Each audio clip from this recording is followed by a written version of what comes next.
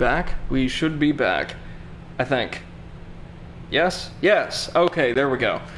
Give me just a minute now. We're going to have to pop on over to the audio settings and turn this sucker back up just a bit, because, big shock, Wattam is also quite loud.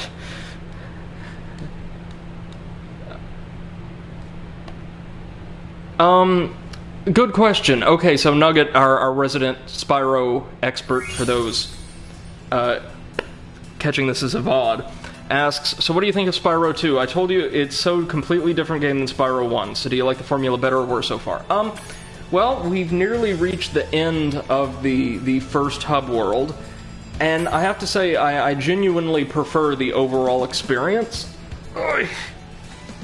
I think the structure itself is a lot tighter. There's, hey, it says I'm at Summer Forest. Not yet. Well, no, we do start at Summer this time around. We started at Spring in Wattam, which is a game that we're not going to talk about anymore.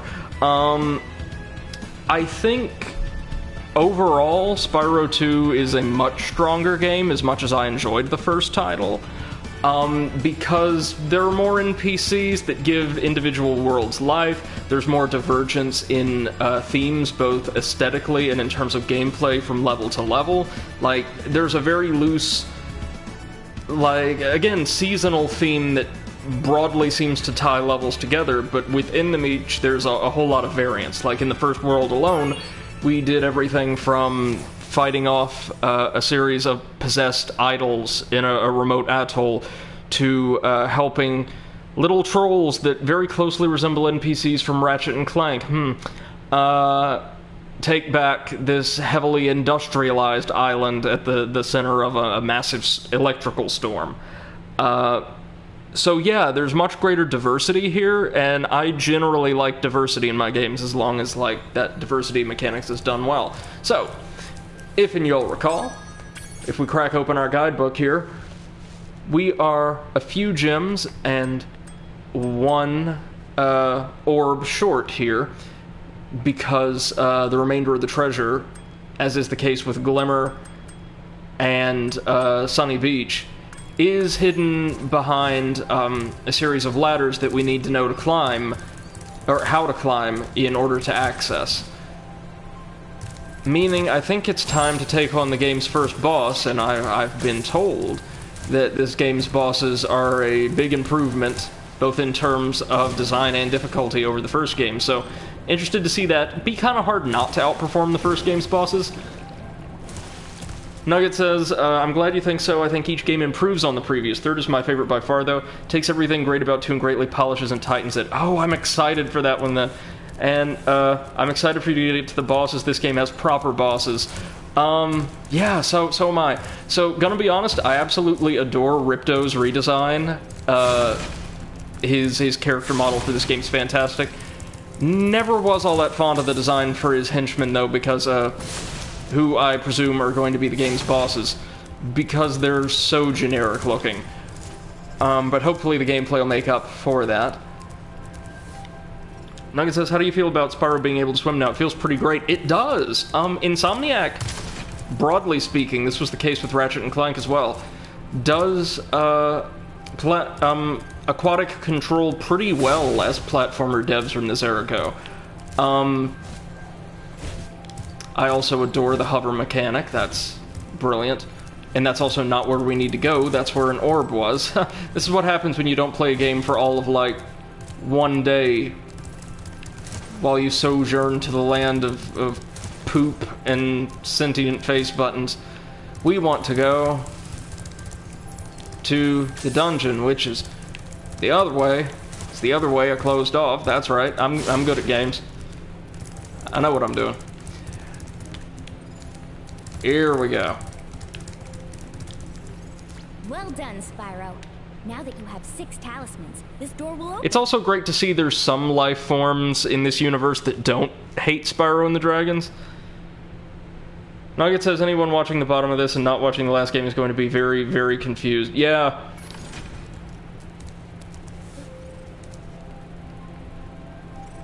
The VOD of this.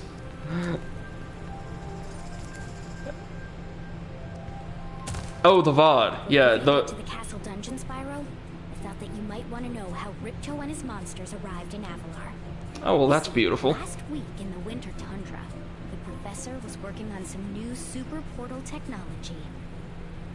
There, that's the last orb in place. Now let's see. All we need are some coordinates. Yeah? How about 22475? The professor also seems to be voiced by Tom Kenny, I think.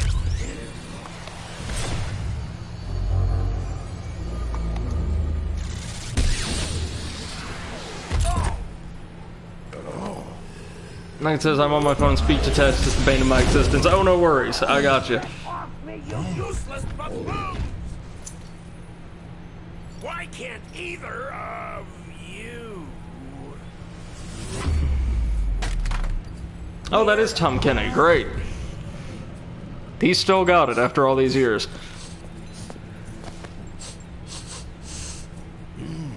No dragons? Wonderful. Crush, go back and pack my bag. We're moving in. I also get the impression that there's a whole lot more content in the third game. It seems like here Professor, shut it down. we have more diverse, well-polished content, but not quite as much as was in the first game. Broken my glasses. Crush, go through the portal, you idiot. Tell all your friends to take the orbs and scatter them throughout Avalar. Quickly!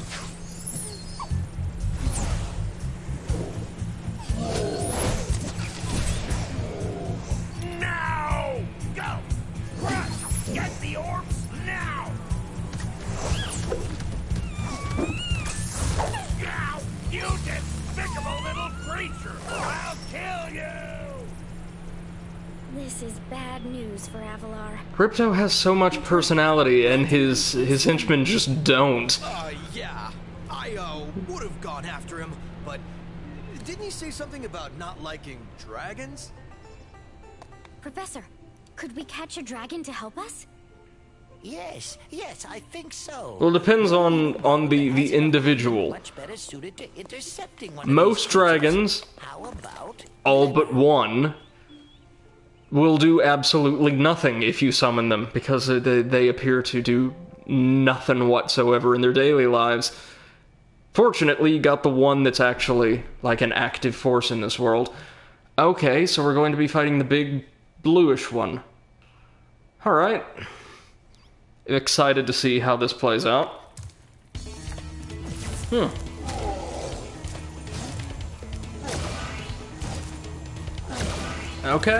Okay, this is like standard platformer boss fare from this era, but again, way more involved than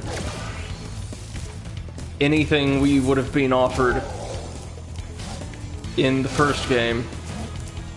So can I flame you? Yes, I can, as a matter of fact. There we go.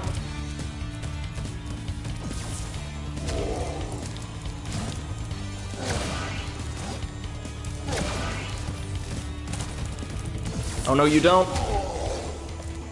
So we're going to have to catch him as he runs between portals, or little fonts of power. Come on. Okay. Yeah, so this fight isn't hard or mechanically complex or anything, it's just... it requires tight timing and maneuvering, and it's way more respectable in terms of first bosses compared to something like, say, Toasty. Okay, so we're going to change our attack pattern. Good, good. Yeah, this is decent.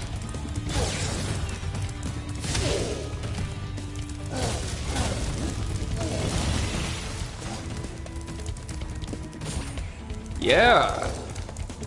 Now, the first game had, like, one decent boss. I felt it was the, bizarre, like, slightly out-of-place robot in the Cajun Dragon Swamp. Oh. Okay. So now we've got a mix of both types of vents. 1, 2, 3. There we go.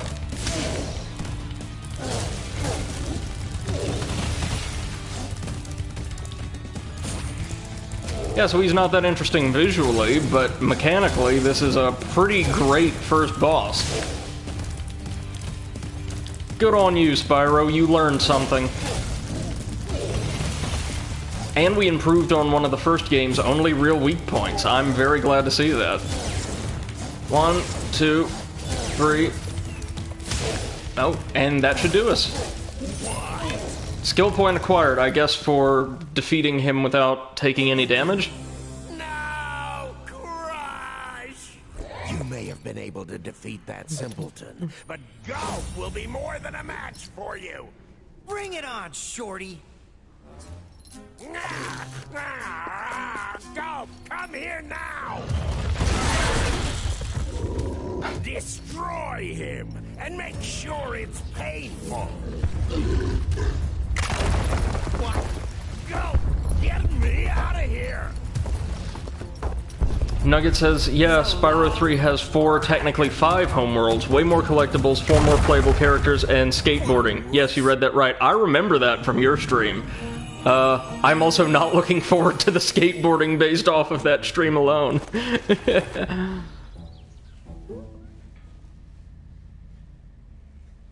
Well, there we go. A marked improvement in boss design. Nugget says, I hated Ripto in the original, but love him in Reignited. Yeah, I really, really dig his redesign. His original design looked a bit like the other two, really. Somewhat simple, by the standards of this series, like, kind of plain. The redesign is brimming with personality. They gave him more expressive features. I love that. That Ripto has caused enough damage. All his meddling has cost me a fortune. If it wasn't for Spyro, I'd be bankrupt. Oh, if Ripto were here, I'd give him a piece of my mind. In fact, I'd give him a lot more than that. I was a champion bantamweight boxer at university, and I still know a few moves. Take that, and that.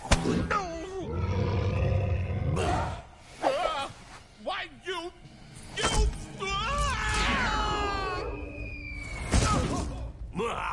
Nugget says, you probably saw me play the one really, really hard one in Lost Fleet, not the normal skateboarding sections. Maybe. I remember it looked absolutely brutal. Now, not Cold Hard Crash brutal, but brutal.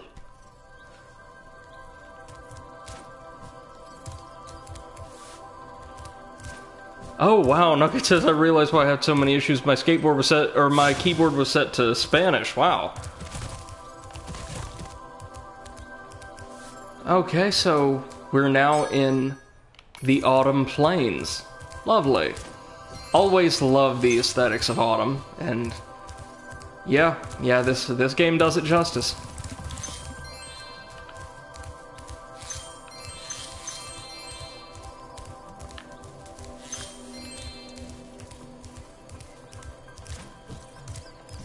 So we've got a glacier, we've got a wasteland, inhabited by skeletons, I would imagine.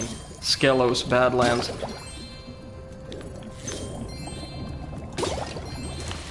So priority here is going to be finding Winnie the Jackass and getting our new move, which hopefully will be the climbing maneuver.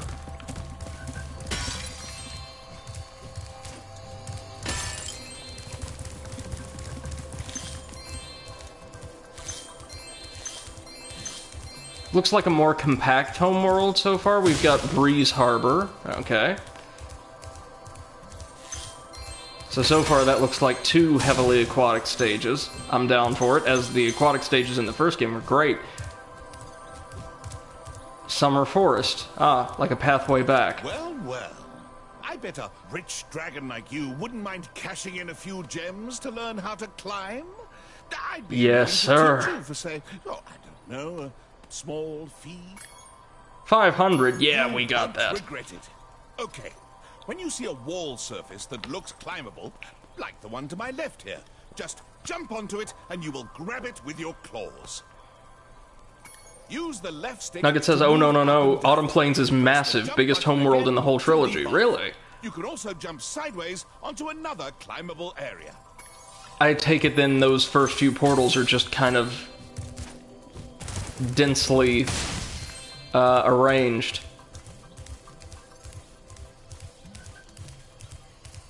That must be the boss or no, the speedway, perhaps. But now that we know how to climb, kids, we can head on back to the first world, obtain the hub world's last orb, and then complete both Glimmer and the little tropical area where we had to escort the somewhat disturbing-looking turtle children.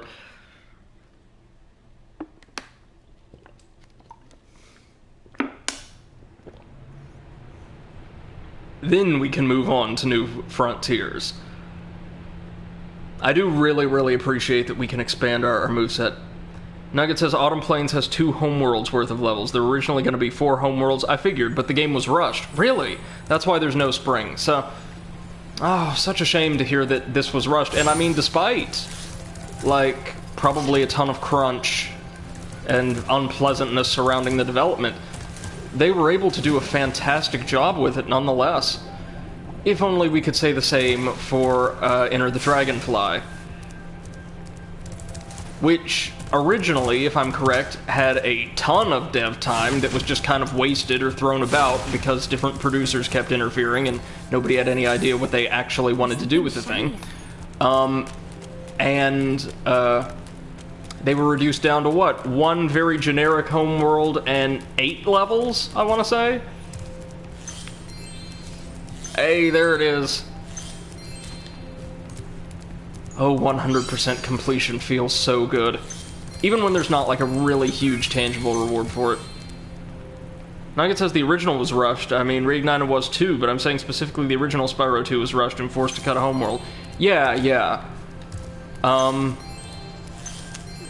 That is a shame.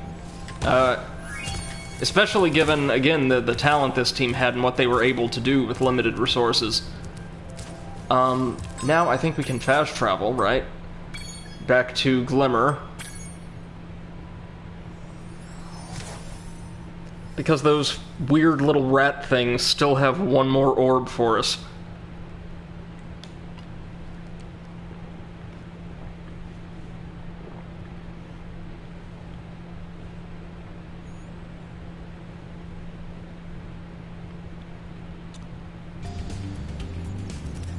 After the Welcome to Glimmer. yes, I got you, little rat man.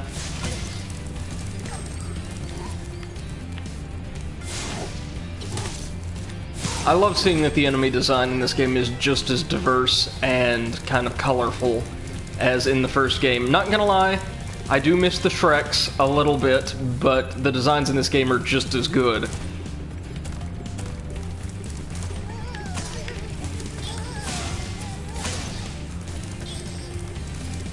Here we have Spyro just straight up committing cold-blooded murder. You know, as he does.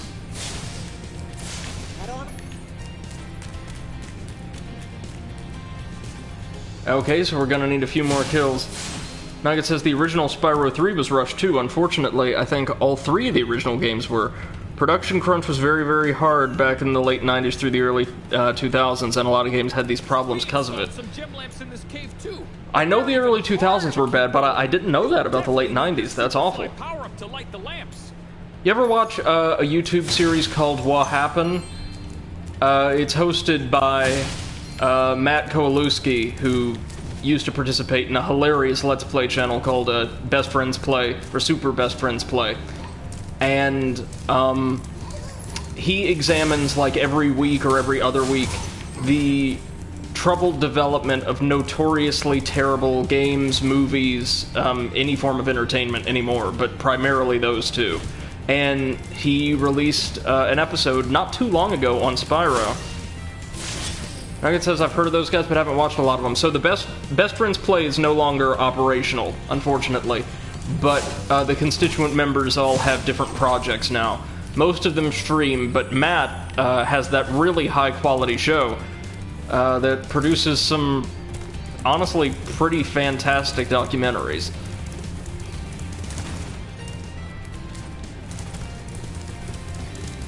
You may want to check it out for the Spyro episode alone. It's both informative and absolutely hilarious.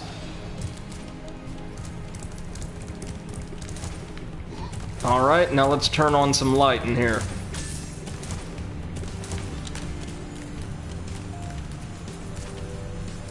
I'm also very glad to see that... You've got the Superfly power-up active! Now you can light the gem lamps. Yep. I'm thrilled to see that power-ups other than the Supercharge are now getting some serious use. Including, of course, brand new ones like the Super Flight. Because the only sections of the first game that gave me any real trouble were the Supercharge puzzles. Goodness, some of those were tricky.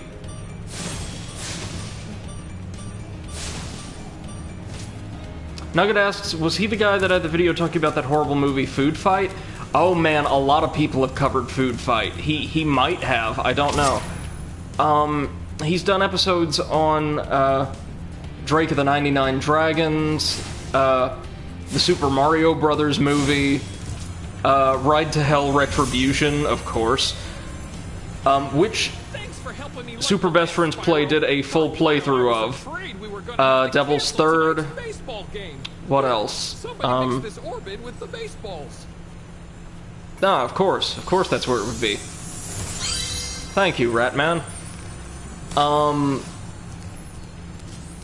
What else? What are some other good ones? Oh yeah, this great two-parter on Fallout 76 that is absolutely brimming with humor. Oh, thanks for helping us.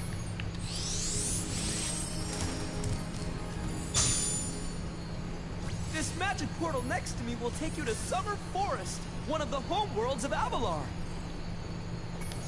Nugget says Spyro 2 and 3 have lots of supercharging, both smaller minigames and entire huge sections dedicated to it.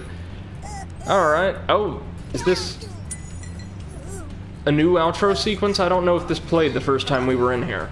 Oh no, yeah, it did, I think.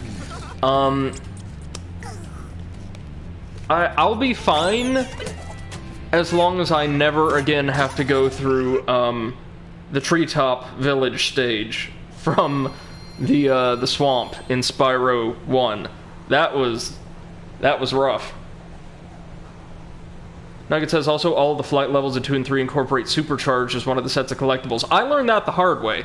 So you missed it in my first stream, but I had maybe 4 or 5 attempts at the first Speedway, where I kept trying to like buzz by and flame the little like derby cars the same way you would, say, the trains or other land-based vehicles in the first game Speedways. And I thought, oh god, something is horribly wrong with this conversion or this remake. Their hitboxes are way off. Until I actually landed on the course and saw, oh no wait, this is an unmarked supercharge lane. And it was like, yeah, that's I'm not gonna live that one down. Treetops is so much fun once you know what to do, though. It is. It just takes a while, and it's one of the only genuinely challenging moments, or at least it was for me in the game. Along with just about every other supercharge area. Right, now, we wanted to go to Sunny Beach. Yeah, because we need to talk to that snail chef and get a pair of orbs and quite a few more gems that'll be accessible to us once we climb this stage as ladders.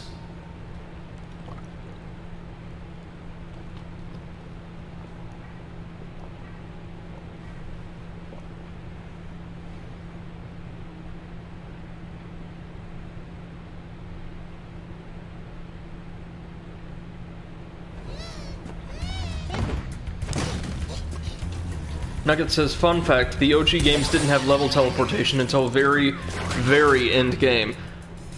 Well, that's a great quality of life upgrade then. I really appreciate having that, especially since, unlike the first, this game heavily emphasizes backtracking at certain points.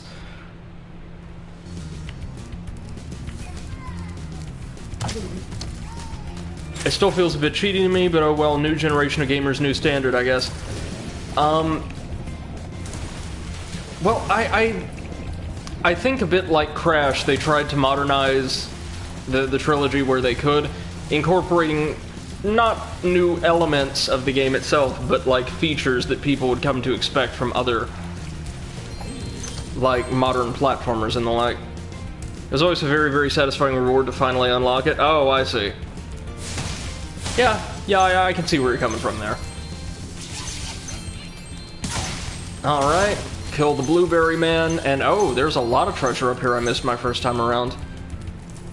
Look at you, Spyro, and your really competent, compelling level design.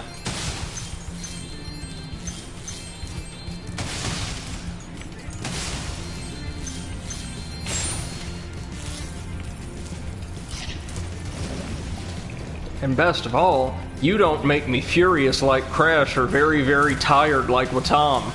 You are a good game to stream.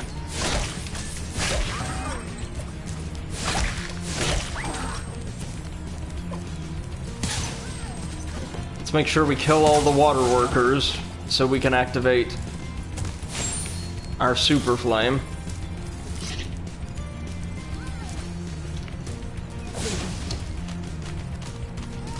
Nugget says they put in the Sparks Gym Tracker reward from the very beginning, too. That was supposed to be an in-game boss reward as well.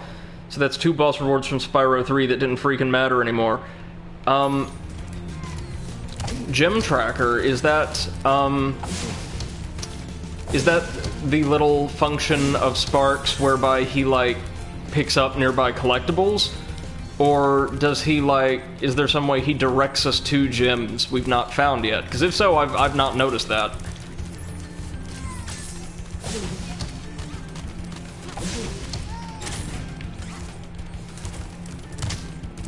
So I will say, yeah, it is a shame that they took upgrades technically out of some of the remakes if they didn't replace them with anything. That's quite a shame. Nugget says, no, click your left analog stick in, he'll point to gyms you haven't found. Oh. Okay. Yeah, I think we could have done with that still being some kind of unlock.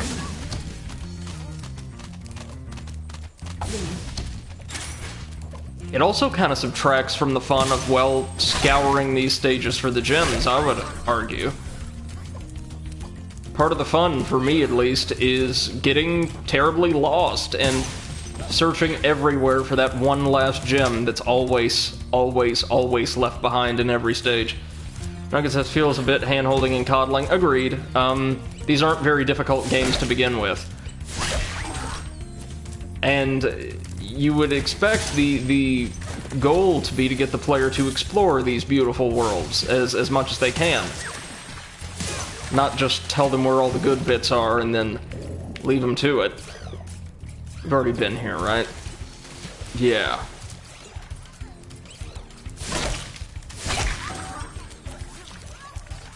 Well, real quick, let's go crack open that iron chest.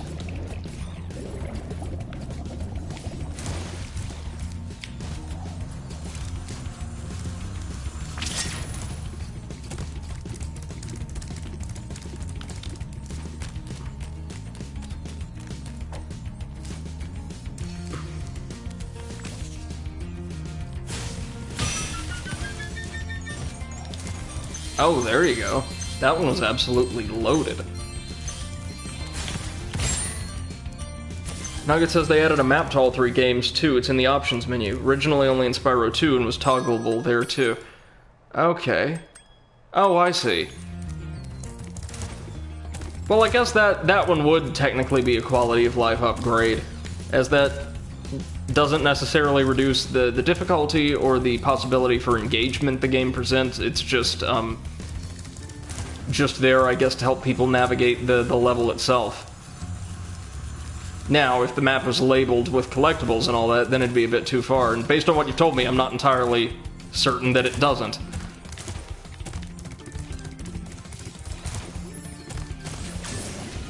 Like, they were content with, by and large, re-releasing the Crash trilogy just as it was, making it only slightly more accessible.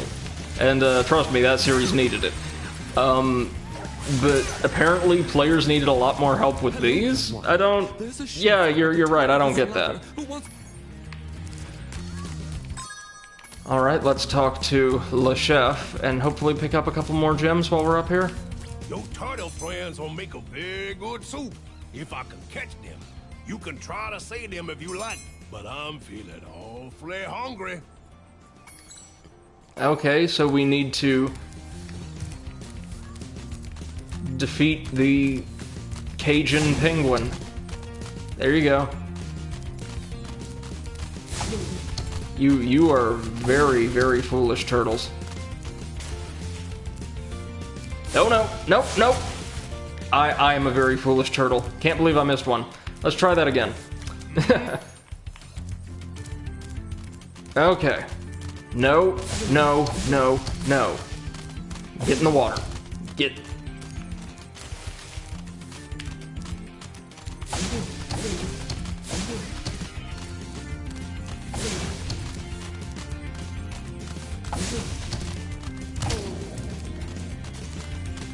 Oh, there we go.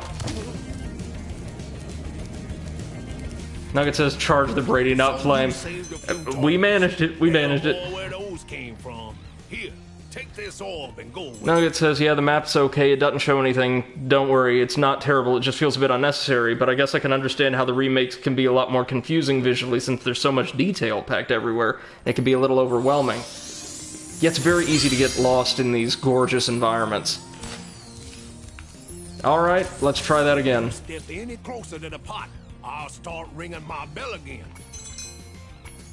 Oh, this one's 5 difficulty. Well, now that I know what we're doing.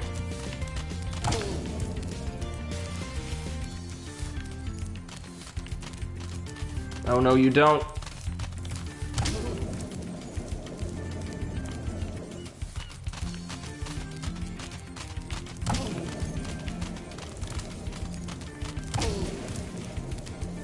We're saving them.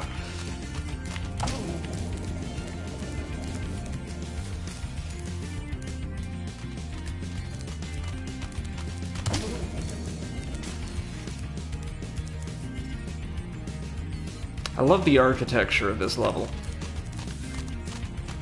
Looks very much like something that would be incorporated into Ratchet and Clank later, like all of these sort of spherical turrets and minarets.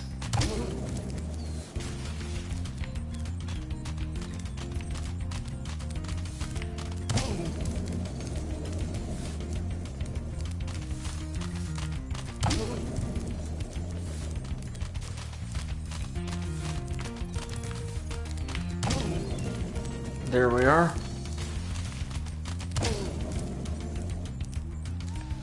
Rats, you saved every turtle on the beach. Here, take this. I was gonna use it to buy potatoes, but now I don't need it. He's very generous for someone whose day we just completely ruined. Thank you, Cajun Penguin. And the rest of our gym should be down here. Yep. Nugget says, the camera used to be fixed in this minigame. It made it a lot harder. So much easier now. The only thing bad about the remix is some things that actually posed a fair challenge are just ridiculously easy now. And then there's some other minigames that used to be a breeze that are now ridiculously hard. There's not really any rhyme or reason to it. It's pretty much my only major gripe with the remasters. I've not seen anything that I would say has been disproportionately difficult. I've seen a couple things that were disproportionately easy, however, like the second hockey minigame in the Himalayan monastery.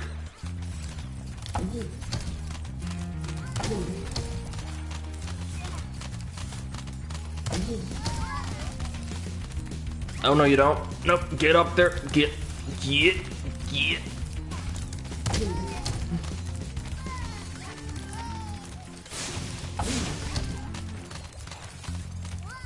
That's the way.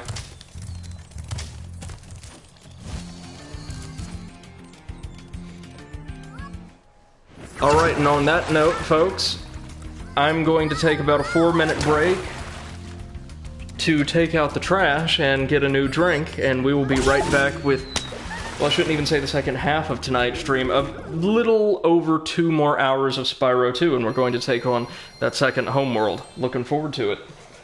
Don't go anywhere. Alright. Gets harder and harder to get up off the floor when you're old.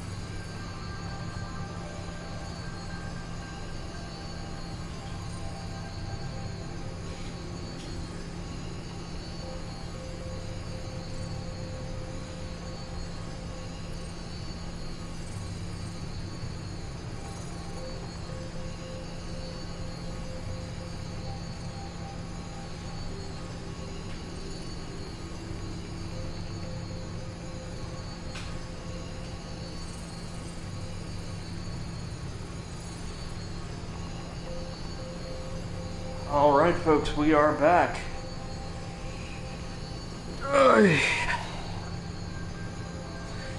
Again,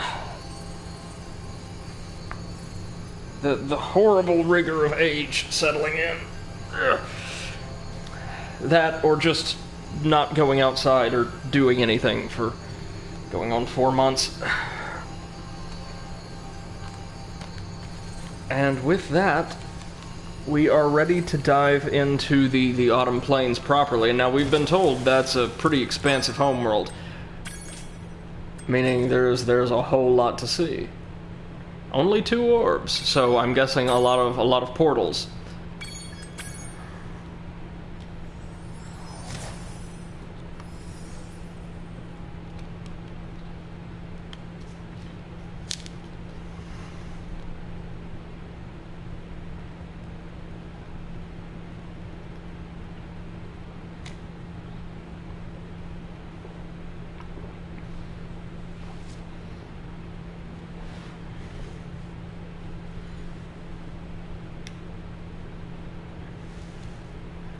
And we're back. We explored the reflecting pool, yeah? What you got for us, Aurora? The power from your orbs has activated the whirlwind. Oh, good. So that'll allow us to explore the castle-ish thing.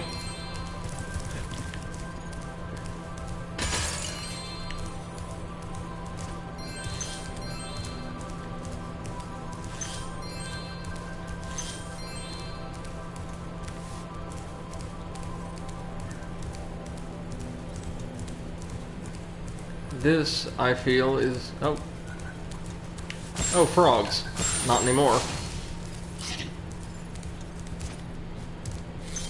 This is our speedway, most likely. Oh, no, no. Has it that there is a portal to Zephyr here. And legend also has it that I know how to activate Just, it. the jackass bear is As I going to recall, extort us you for this mentioned portal. Something about me activating it for a small fee. Thanks for the gem, Spyro. We got the money. With all this It don't cash, matter. I can open a lizard burger shop in Skelos Badlands. Lovely. Are we actually going to see him over Those there? darn birds in Zephyr never paid me for all the bombs and TNT barrels I gave them. Oh, this... First off, Moneybags is also now an arms dealer, confirmed. Secondly, sounds like that world's gonna be active. Oh, the Metro Speedway.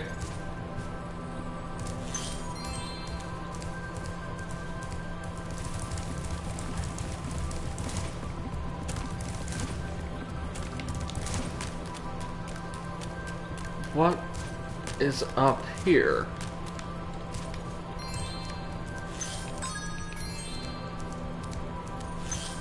Oh, I see.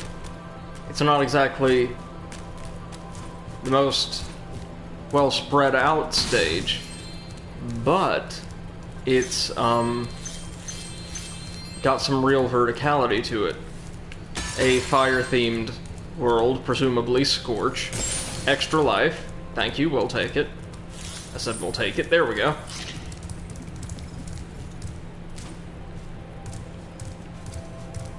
Down here are the Fracture Hills. And the boss. Oh, Spyro, hello. I'm having trouble with this door, but I think some orb power might unstick it. Ah, I see you've collected a good number of orbs there. Oh, no, that isn't the boss. There is indeed more. The Magma Cone. Sounds ominous.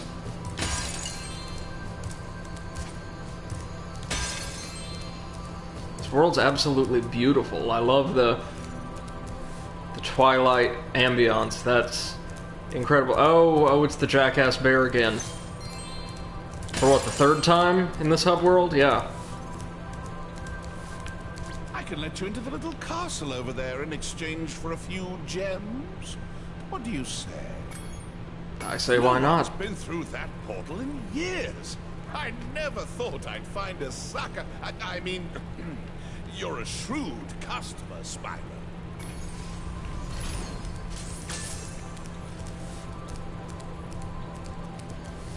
shady oasis. Interesting. We are just spoiled for choice here, ain't we? There's yet another Jackass Bear portal. There's our boss. Ostensibly. Nugget says back and I have bread. Well, welcome back. And, oh god, bread is especially during quarantine times, it's such a comfort. I've been, like, religiously eating this honey wheat bread. Wonderful. One last Jackass Bear portal. I would love to let you enter this speedway. A second speedway. Spyro. Love to. Unfortunately, the speedway rules require me to... Oh, sweet Hawaiian rolls. The King's Hawaiian brand? Oh, I loved those when I was a kid, man. Oh, just 100 gems. That actually is a bargain. I bet a quick dragon like you will win your money back in no time. Whew.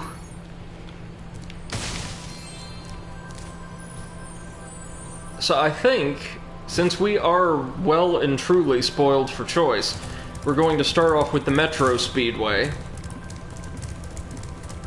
Take something comparatively simple first, and then just kind of work our way through from the start of the world to the through to the boss door. Its layout's fairly linear, thankfully, so we already got to see a ton of stuff. Not everything, of course, because there's still a lot of gems and the like that we're missing. Speaking of... Oh.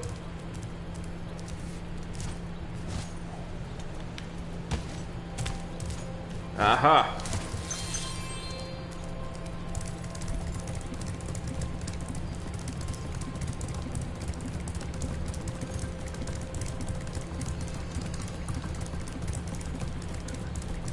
There's bound to be some more treasure somewhere around here. Oh, and indeed there is. This is gonna be tight. Do we... No, we do not know how to get up there yet, I don't think, unless we need a perfectly timed hover. Okay. Yeah, we're gonna leave that for now. Just for now.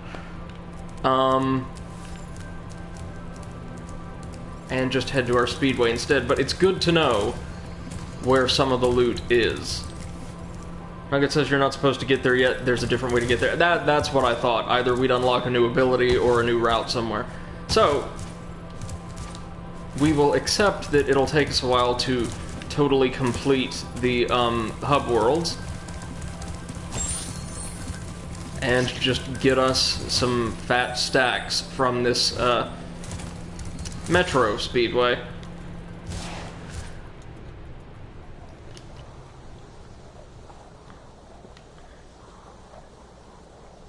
So we'll have tons of gems, and probably another race with Hunter, I figure. Well, race. A checkpoint race. Oh, this is interesting. Gorgeous, too. There would be our supercharged platform, right? I'm not going to get this on the first try, there's no chance in hell, but we're going to familiarize ourselves with all this.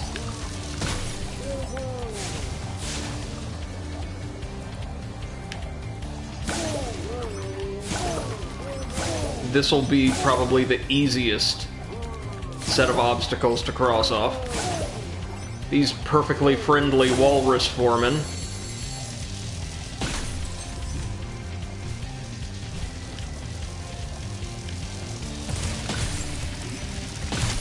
Ah, we'll need to trigger that.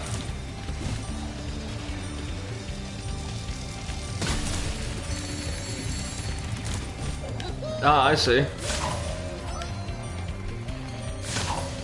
This isn't morbid.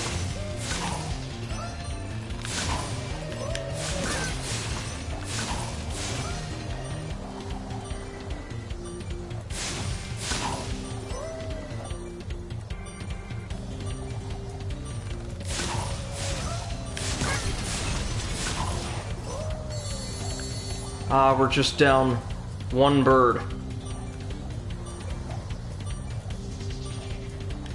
Well, that's not bad. That's not bad. We should be able to get that pretty easily now if we just follow the path of birds and don't get distracted by the arches.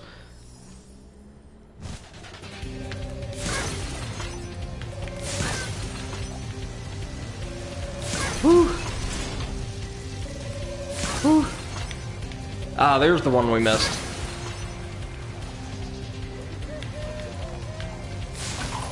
Yes. Kill all the thrill seekers.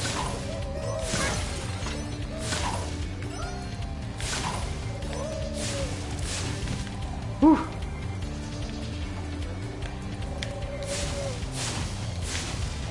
Oh, well, that was just a poor strafing run. As was that, man. Okay, we got this, we got this.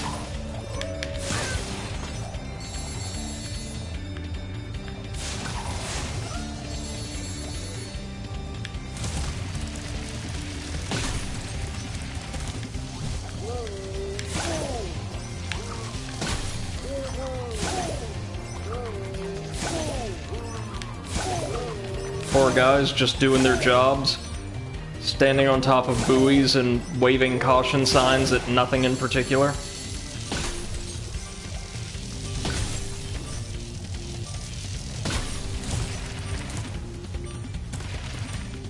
Oh man, we're not gonna get it this time, but again, closer.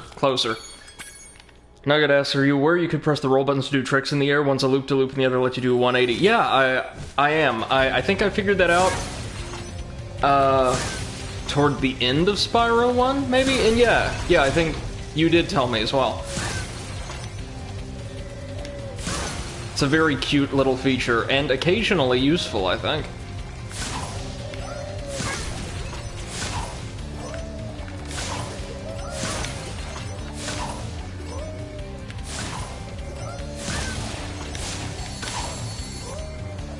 There we go. Much better time. Much better.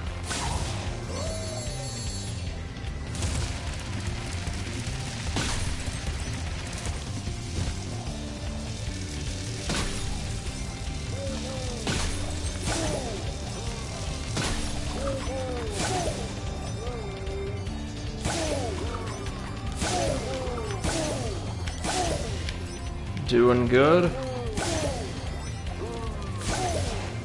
Those last arches are going to be a pain, but we can do it. And we know where the very last one is. Yes, yes. Right? Was it not over here? No, it was over here. Ha! Nugget says, yeah, I use the 180. I use the 180 all the time when I accidentally go past something. I think I had to a couple times in the first Speedway in this game, but nice, there we go. We've got everything, right? Everything, quote unquote. Now we're gonna retry this one more time because there's probably an orb hidden here, like there was in the first game. Yep. We've just got to find our host.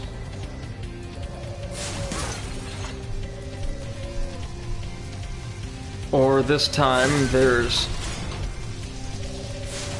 Oh, now this... Oh, it's like giving us a timer for our personal best, I guess. Right. Well, let's try and find our quest giver for this thing. They'd probably be back in the main city, or the city proper.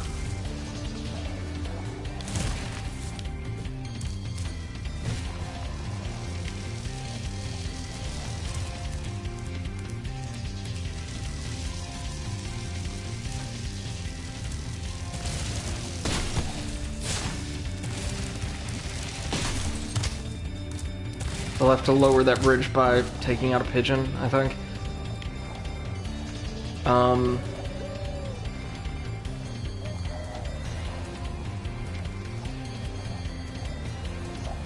Well, I doubt Queen Gilly's going to be here, so... I really appreciate the ability to just free roam, though, once you've actually completed the Speedway.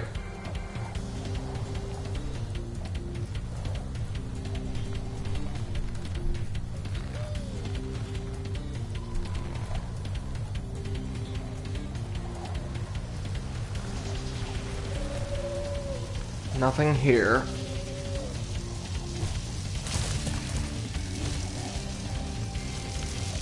Nugget says, me too, flying is my favorite thing. It feels absolutely fantastic. It's not slippery or floaty in the least. I really dig that.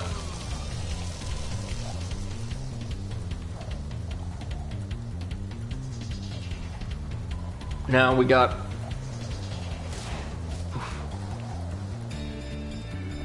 Gotta have a quest giver somewhere around here, and just give me time, I will find it. It will be a painful experience, both to watch and to undertake, but we will get there.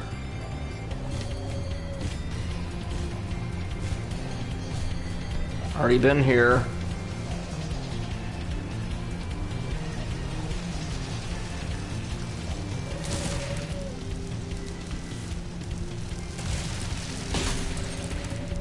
Okay.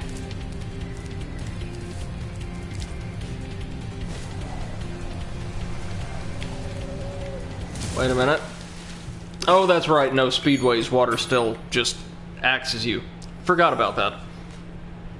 Thought I had a brilliant idea.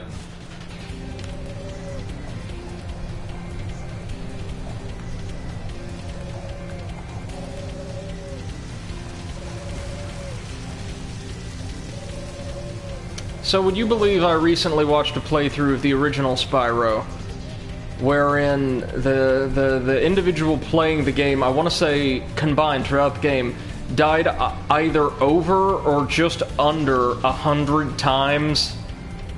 Like, died, not fell off a cliff edge or something, just straight up deaths. 100 plus. I might have hit around 10 and all of them were supercharge related.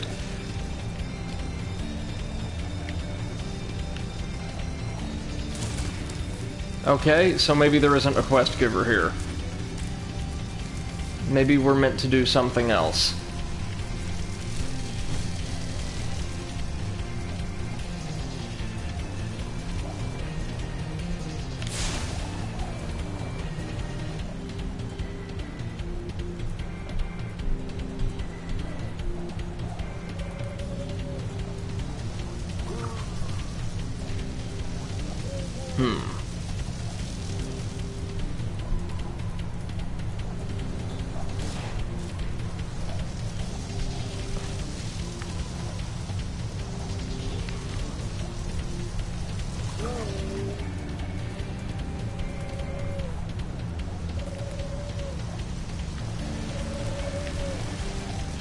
Yeah, if the flying didn't feel great, I'd have had enough of this by now.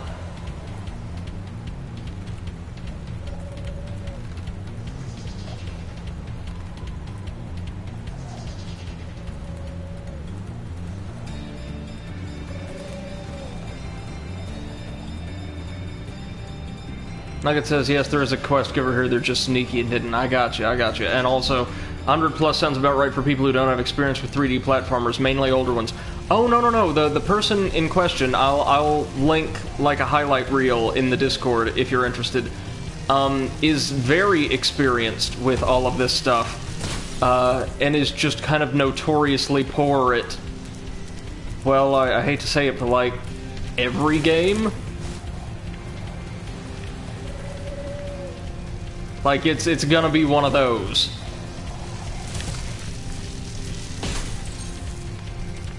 Okay.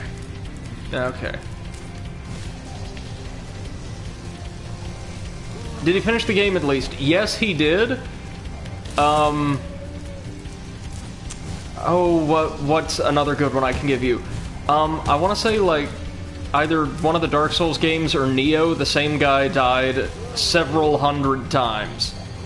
Several hundred, like close to 300 or over 300.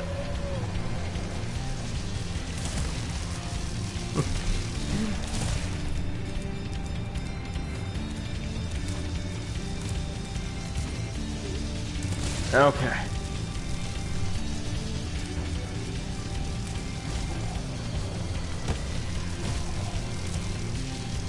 Nugget says, I probably died 300 times in my first 5 minutes of Dark Souls.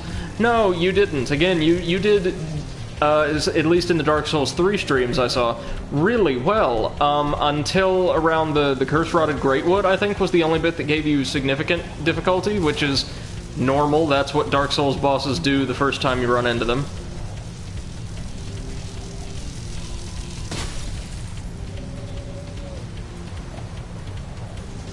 Oh, wait! I saw something behind the waterfall. There we are. You. We've been having a crime problem here in Metro Speedway, but I think you might be able to help.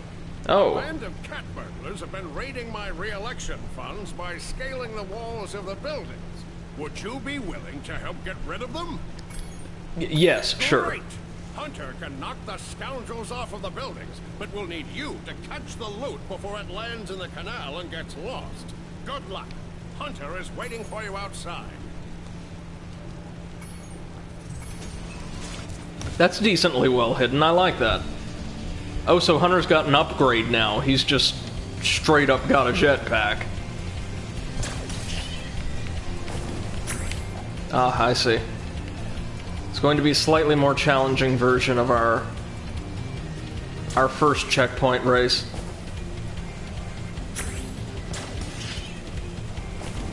First one wasn't bad at all. Well, actually, this looks like, with the rate of descent these bags have, it might be easier.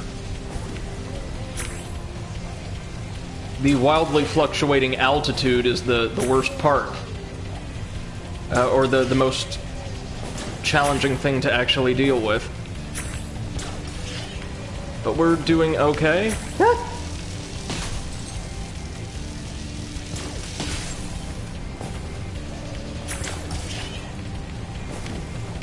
Stop shooting them around blind corners, man. Well, that wasn't bad at all. You really taught those crooks a lesson. Yes, there we go. I was half expecting the orbs to be different colors for different seasonally themed worlds, like the Autumn Plains would have yellow or orangish orbs, the Winter Tundra blue ones, and so on. But that doesn't appear to be the case. Alright, we are done with our first speedway. Gonna tackle some actual stages now before we dive into the second, the Icy Speedway. Probably gonna wait until we get inside the castle to challenge that one. Whee! Now, Nugget, I forget, before you stopped streaming Dark Souls 3 for a while, you did defeat the Curse-Rotted Greatwood, is that right? Is that about as far as you got? Nugget says, oh, I wish the orbs had been like that too, now that you mention it. Since they're green-colored, I can only imagine that might have been something that was planned at some point before a bunch of content was kind of yeeted, as the children would say. Oh, you've gotten much further off stream? Where are you at? I'm curious, as somebody who adores his Souls-likes.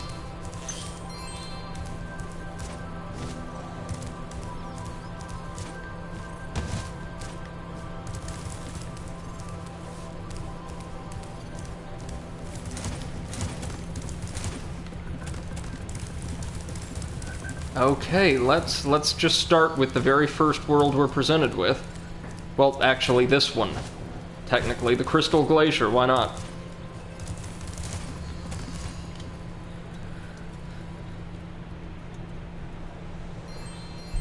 Nugget says, I think I just beat the big green moth thing, the flying one. I haven't played in probably a year. Oh, so that's Dark Souls 1. And that is the Moonlight Butterfly, one of my favorite bosses in the series, even though it has a very, very bad reputation.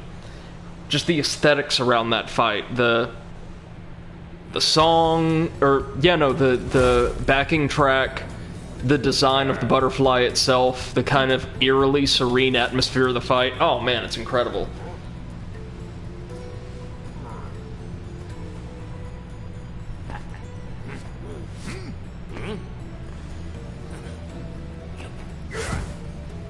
Well, this is interesting. We've got actual Ice Kings and some, like, vaguely Inuit people. Okay. Well, If you've got problems with ice, we've got just the skill set to solve it. Oh, this is beautiful. So you've got artistic motifs here that are generally pulled from, like kind of a stereotypically Inuit style, as well as some that I want to say look almost like indigenous, like Australian, maybe, kind of, sort of.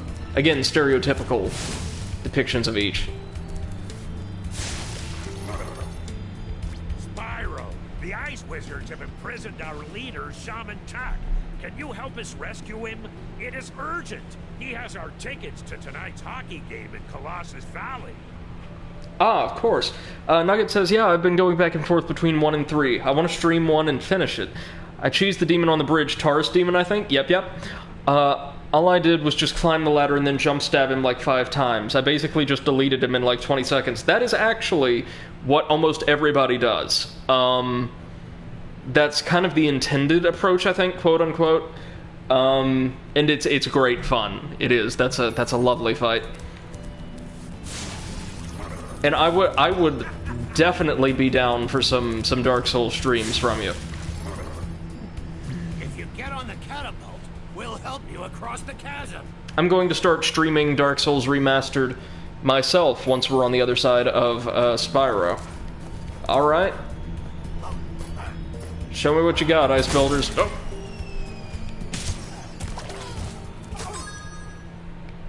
Alright, 2 orbs here.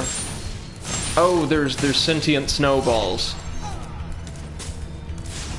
And, of course, with the sentient ice, that raises some troubling implications for what we're doing, melting all of this ice and snow.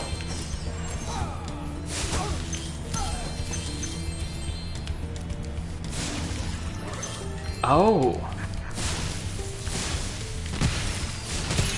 Explosive jars.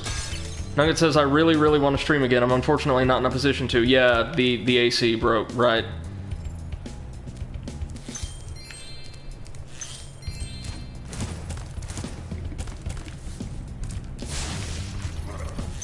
I had the same issue when I was at home. Watch! We'll help you climb this wall up ahead.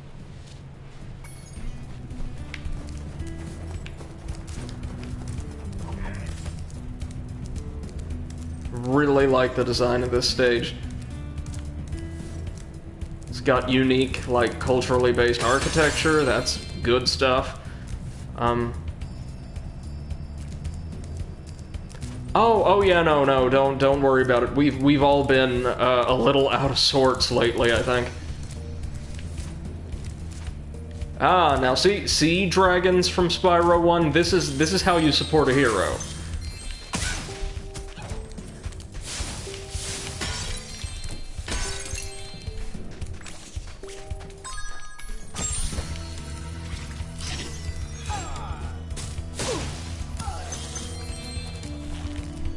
Okay, and there's clearly some life down there.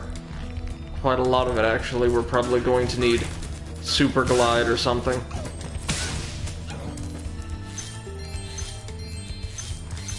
I do appreciate as well that there's some kind of super ability or power-up available in seemingly every standard stage. Oh! That one snuck up on us. Oh, and it's Winnie the Jackass. Good, he's back again. Hey there, Spyro.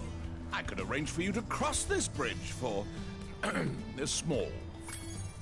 Yeah, sure, go ahead. Spyro. Now I can buy that condo in Hurricos I've been wanting for so long. Go ahead across the bridge. Hurricos is the... Oh, Jesus. Okay, not what I was expecting, but cool nonetheless. Hurricos is the high-tech Electrol Island from the first world, I believe. Sounds like a less than ideal vacation destination.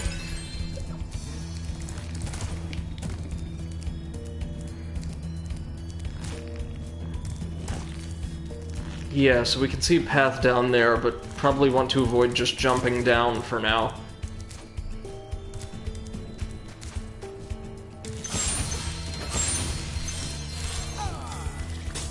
Give me your worst. Nugget says, do you see the Ratchet and Clank influence in Hurricos? Oh, yeah, absolutely. Absolutely.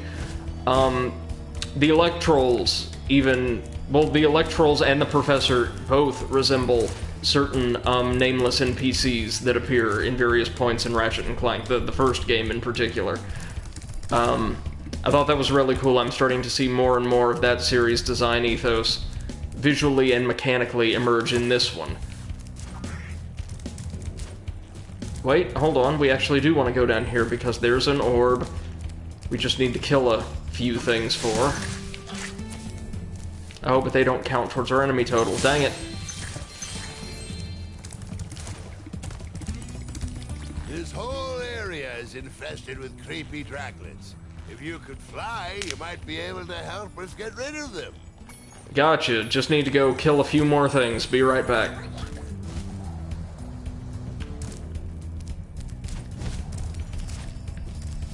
Oh, this is gorgeous. Look at this. Love the prismatic effect on those towers.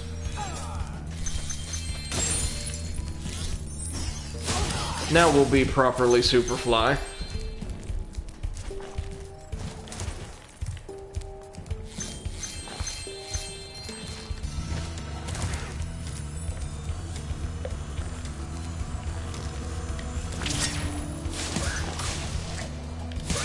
Okay, we're going to have to get them all, I assume, in 1 or 2 laps.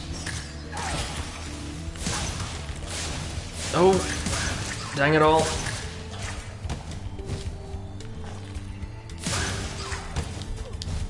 Woo!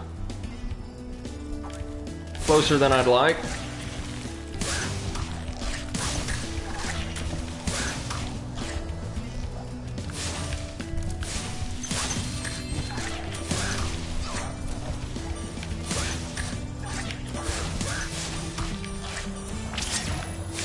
Oh. Yeah, they do respawn.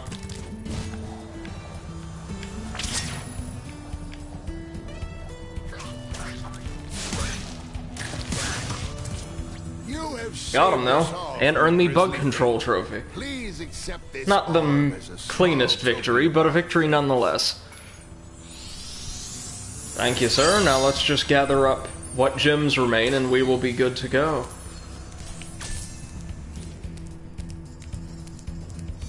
Oop. That was entirely the wrong direction to charge in. So we've got damaging slime and what appears to be instant death slime. Good to know.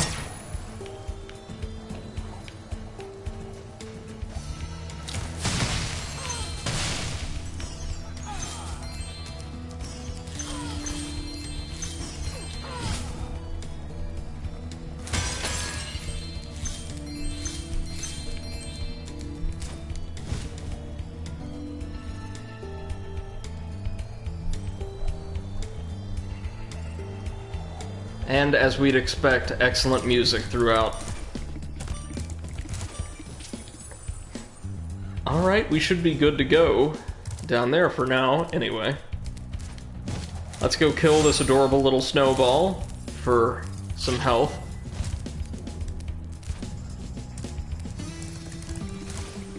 Now we can continue on with the stage proper. How many gems we have? Most of them already. Good. And I see our second orb challenge across the way.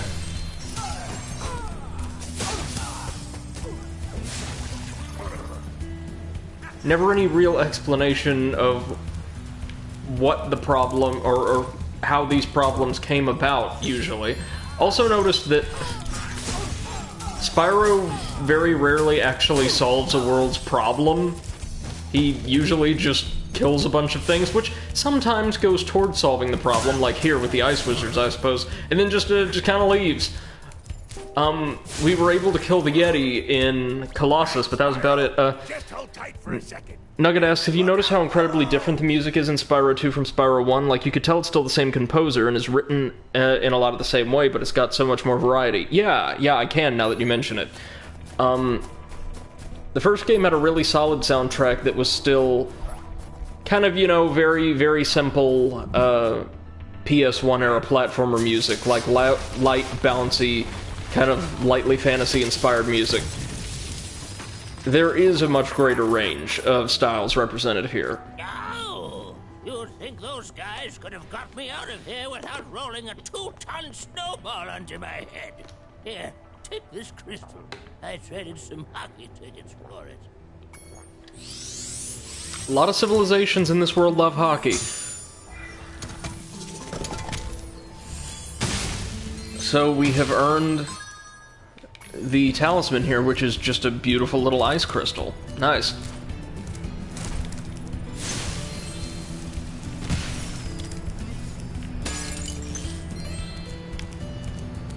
So those appear to literally just be standard vases that can damage you if you're a bit too close to them when you ignite their rockets. Alright. Now let's go see that other shaman.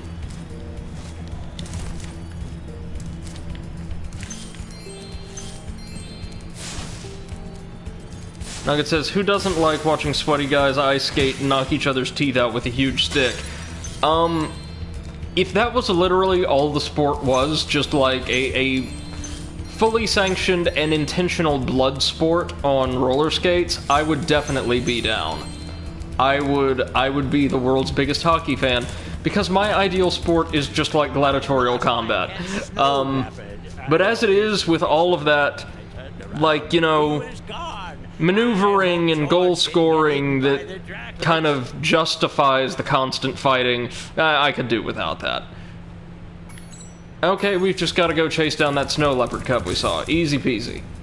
Can we dive here? No, we cannot.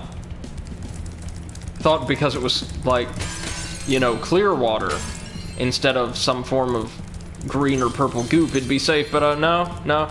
Spyro now does water, he just doesn't do cold. Ah, there you are, George.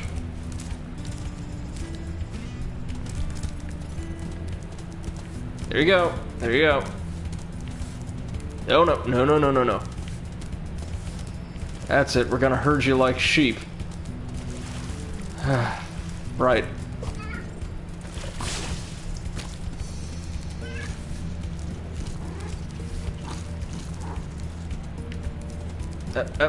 George? No, George! Oh, you're going to go to other little fish ponds, aren't you? Right.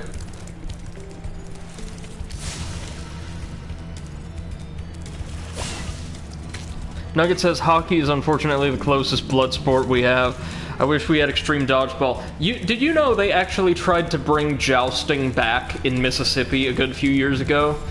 There was even a History Channel reality series, Full Metal Jousting, based around the league. It was incredible, and there are... Well, sorry, the league was eventually disbanded after, surprise, surprise, one of these, like, local, like, Southern Lancers was impaled through the shoulder with a full, like, military lance. You found George. I'm so but there are, like, throughout Europe and North America, a series of, like, quote-unquote night fight combat leagues where... Oh, Nugget says jousting with, like, a huge marshmallow blunt thing? Oh, no, no, no, no, no. Jousting with a lance. And armor and the whole nine. But there are these night fight combat leagues. They're, like, really popular, I think, in Central and Eastern Europe, where teams of contestants wear full sets of armor, blunted weapons, and shields or any type of armament of their choice as long as it's non-lethal. And... well, depending on the league, there's either some kind of round-based combat, or it's just a bunch of guys wailing on each other for a few minutes. You can find footage of those online, including, I think, one from a History Channel series based around one of these leagues, just called Night Fight, that's really, really compelling TV. With that digression out of the way, we've completed the glacier, I believe. Yes, yes. What a nice little level, a great introduction to the second Hub World's offerings.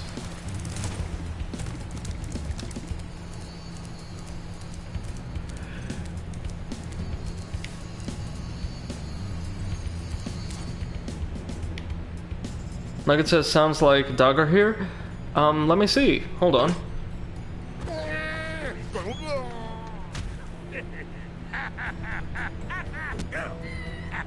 Yeah, basically. Except the weapons are not foam. They're blunted, so non-lethal, but, they can be very, very serious.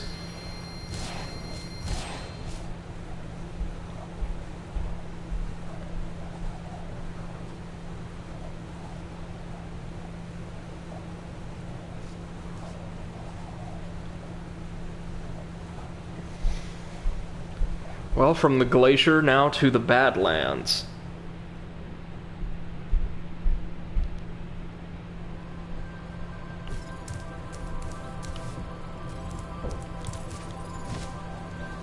Looking forward to this. The Skelos Badlands. Waiting to meet the skeleton people, then. This is going to be a drastic change in climate and tone from the very happy, short glacier level, no doubt. Oh, please, God, tell me the flossing skeleton isn't gonna be here.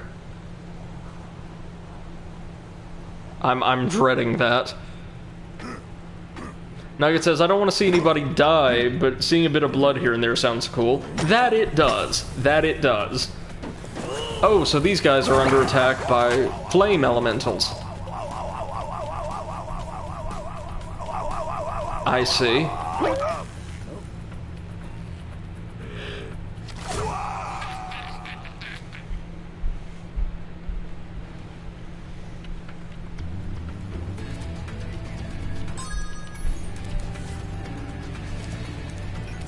Can we collect these, or? Yes, we can. Hey, Dragon. I hear you're pretty tough. I bet my cousin Glug you wouldn't be able to make it through the Badlands without getting singed.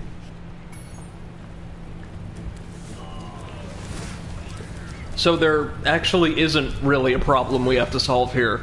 They just want to see if we're tough enough to handle their homeland. Well, that's something.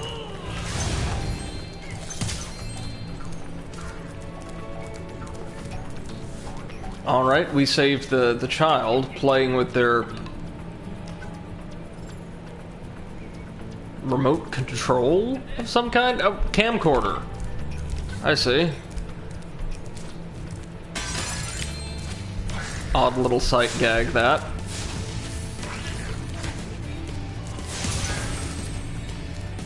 There we go. Ooh, this guy's got 2 orbs.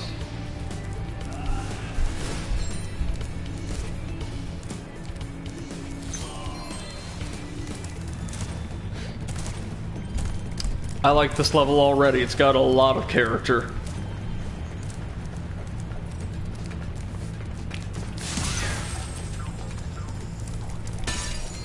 Certainly we'll get something for rescuing all the children.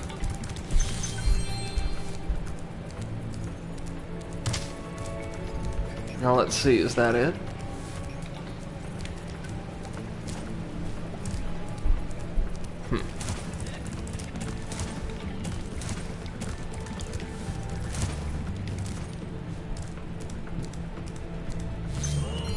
We're probably going to need Super Flame for that. Well, maybe. Hold on.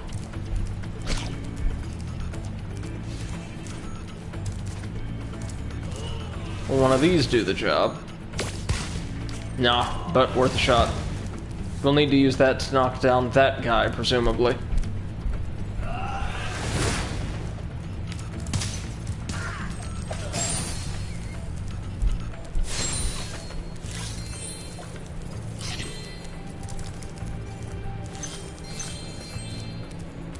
Yeah, the Badlands are okay in my book. Nugget says, fun fact, in Spyro 2 most levels have a match or a counterpart. They were going to flesh out the concept a lot further, but they had to scrap the whole story concept due to being rushed. For example, the last level in this level, right? Colossus and Idle Springs, Zephyr and Breeze Harbor, etc. Every level has a reverse counterpart, even though they changed the names to what you see now. It's a shame they had to do away with the concept. Yeah, I suppose it is. That's a very interesting design choice, and it doesn't feel like, you know, this is just a retread of the last level. And ditto with Colossus and Idle Springs, they feel totally different. Aside from being inhabited by similar creatures, the little mini knockoff Shreks. Being overrun by lava lizards. Can you get rid of them before they eat my little buddies? I'll lower the bridge for you so you can get over there. Okay, sounds nice and easy.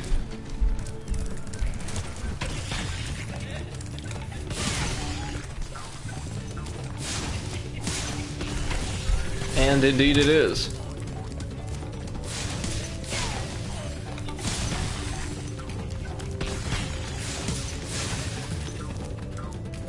Oh, no, we missed one. That's what it's gonna be. Yeah, I thought there was some kind of time challenge, I just didn't see that one at all. Oh, God. Okay.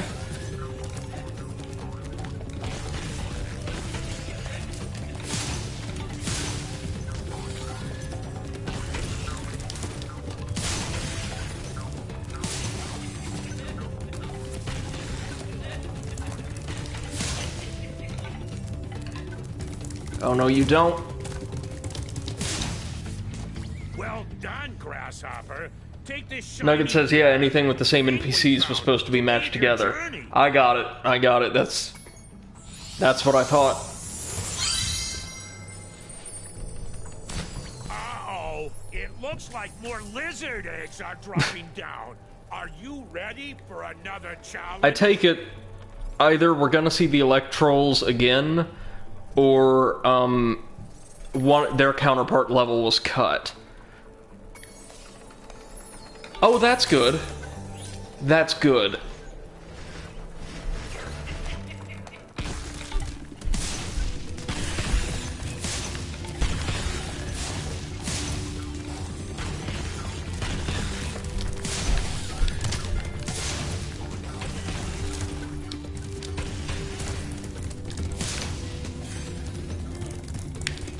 Oh dear. I missed one. That's okay. Nugget says this minigame was nigh impossible in the original. Oh, I can see. It's got a nice little kick to it.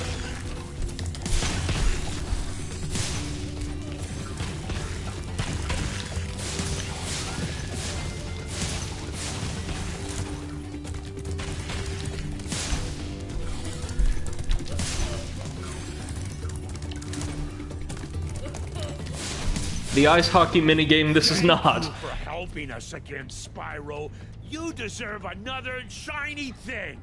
I was going to use it as a nightlight. Right on. That's 2 of our 3 orbs in the bag already.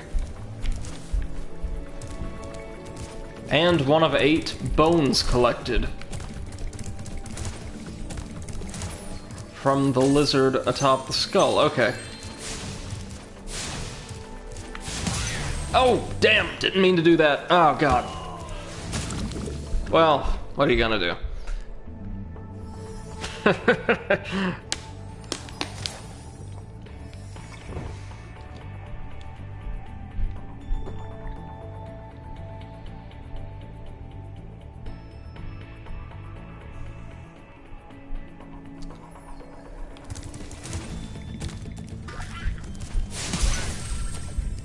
Just a reminder to the audience here or on YouTube, yeah, literally anybody can be a teacher these days. They let me teach people. And there are now dozens of hours of evidence that I can barely handle, like, happy, silly puzzle platformers from the 90s. Oh, speaking of, jeez.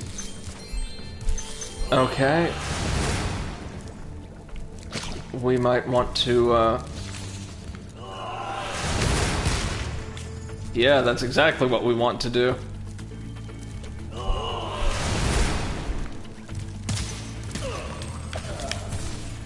Oh lord. Okay, so you've got a nice cooldown between attacks. Nugget says they let me teach people too at my last college. I think we're good at tricking people. No way, you were TA as well? That's awesome. Congratulations. Which means you made it in a classroom on the other side of the lectern long before I did.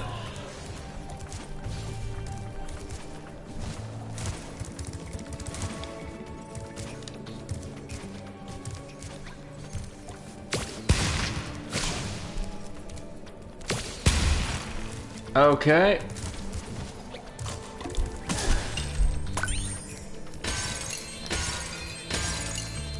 Nugget says I was SI, so it's not like fully a teacher, but it was a step above tutoring, because I had a classroom and stuff. No, yeah, I was very familiar with the SI program. I actually wanted to apply for it as soon as they phased it out. And for the longest time, my advisor was desperately trying to put together some kind of alternative for the students, but just no dice.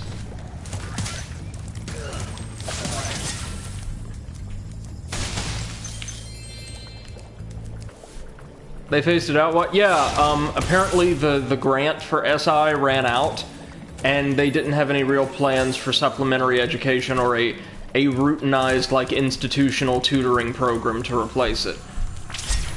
So we've got, like, yeah, lava proofing. Right on. Yeah, and the head of the political science department was desperately trying to find any kind of workaround, but I guess he never could.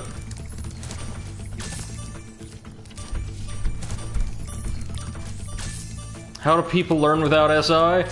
Well, I think just professors would be encouraged to increase their availability, which at that school is no problem at all. I know for a fact, heck, even at our school now, it's super easy to connect with one's professors.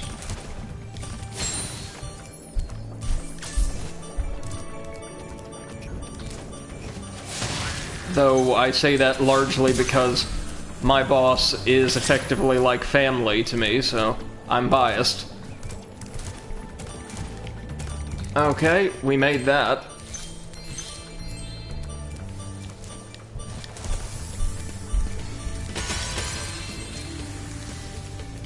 We are just swimming in the loot, but no, there's still so much more to get. This is gonna be a long stage, clearly way more involved than the glacier.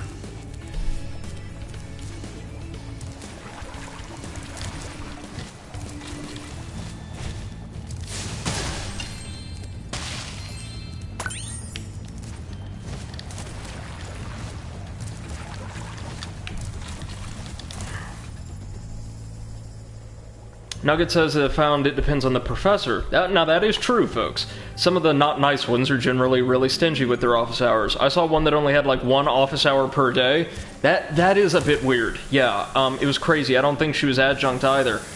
Yeah, that's a little sketchy, and I would argue it's, unless absolutely necessary, a poor practice.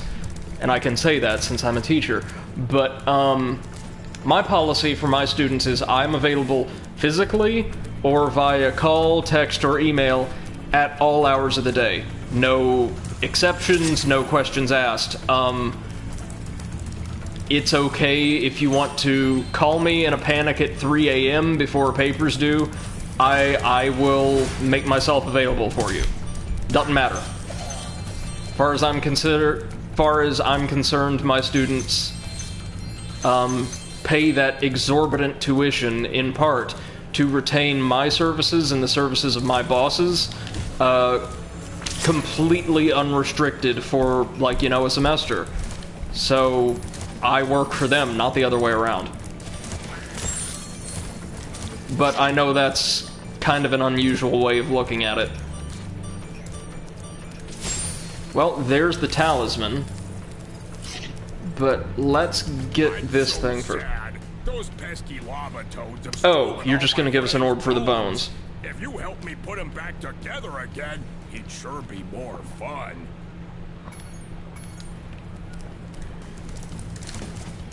This reminds me of a side quest from Chrono Cross, where you have to find a series of bones to reanimate, well, a party member who is, an animate skeleton clown named Skelly, because creativity.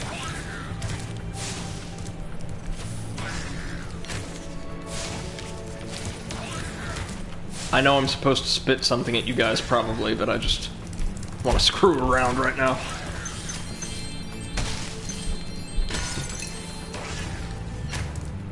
There we go. Jeez, listen to that punchy impact sound. Yikes.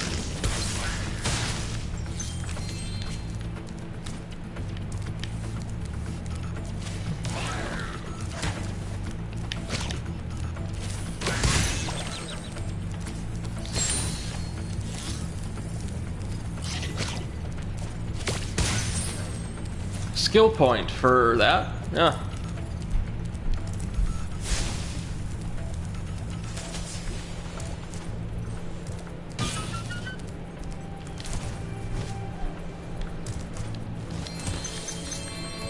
Is that every... Ah, no, Mr. Green. None of them fell in the lava, did they? Oh, thank God. Nugget says, that's so good, but you've also got that privilege, for lack of a better word. You don't have a wife and multiple tiny children yet. I probably won't ever have kids at the very least, but I see your point.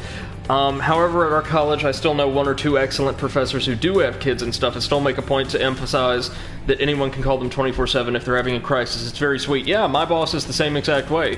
She's got 2 kids, is the director of the graduate program, and has a very, very narrow specialty that means she's kind of on call for a lot of things all the time, and always emphasizes in our discussions and in her course design forging a human connection with your students before anything else. Just treat them like people. They're going to perform like the best people they can be, and I'm fortunate to work with her because we have a very similar attitude towards those kind of things.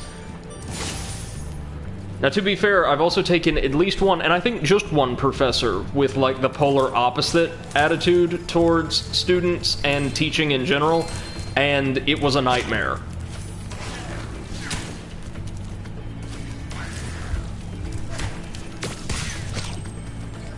Like, kind of a real adherent to the ideology of extensive professional distance, you know what I mean? Nope. We gonna make it, we gonna make it.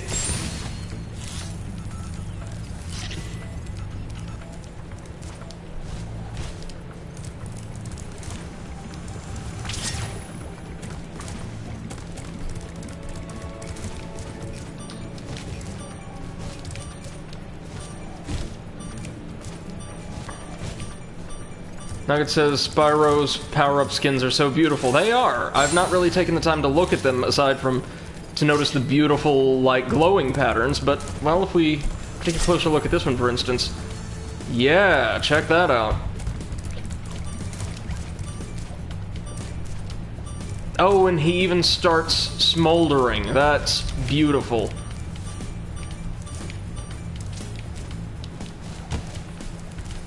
There we go.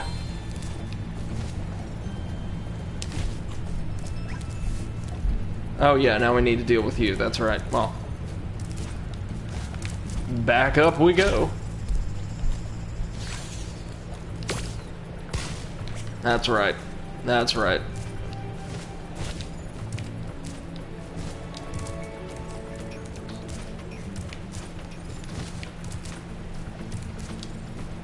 Okay, now we're gonna... There we go. Yeah. Yep. Thank you, Spyro. Now I can put my friend back together. Please take this as a token of my appreciation. A fairy left it with me a little while ago. Thank you very much. Now we just need to find one more orb and quite a bit of treasure. No, no, it's not. No, no, don't. Hello? Oh, there's air horns too. Oh my god. Oh, this needs to be censored for YouTube. What the hell is this? What, more air horns? No, stop. Yo, can we get those toads back? Where are they at? Can we make a peace treaty with the toads? Nugget says the dance in the original was much better. I have to believe so. Should look up the cutscene. I will. This is like a bastardization of disco as well. I hate it. I hate it, and I hate this guy. Like, look at the expression on the caveman's face. He even looks a little put off like this. Like, you know, just smile and nod. Smile and nod. He's very enthusiastic. You enjoy that life there, buddy. The skeleton Chrono Cross was so much better. Alright, we are down... Oh no, we have all the orbs. My bad. We're just down some gems. Okie dokie. That's an easy fix. Maybe we should investigate the Clifftop Village a bit more? Yeah, I'm sure that's it.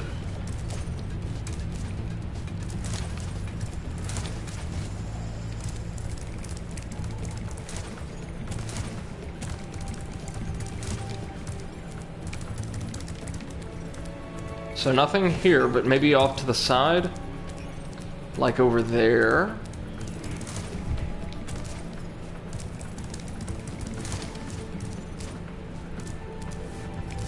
No dice. Okay, that's fine. You know, oddly enough, this is a part of a lot of open world stages I absolutely cherish. Having to track down those one or two little pockets of gems you missed. Nugget says, okay, but who would settle in a place surrounded by lava anyway? Imagine how hot it is there. Oh yeah, no. I want more than anything to attribute the flossing to, like, heat stroke or something. Like the skeleton isn't in its right mind analog. But I know, I think I'm just gonna have to blame that one on evil. Like, the problem of evil manifest in the world.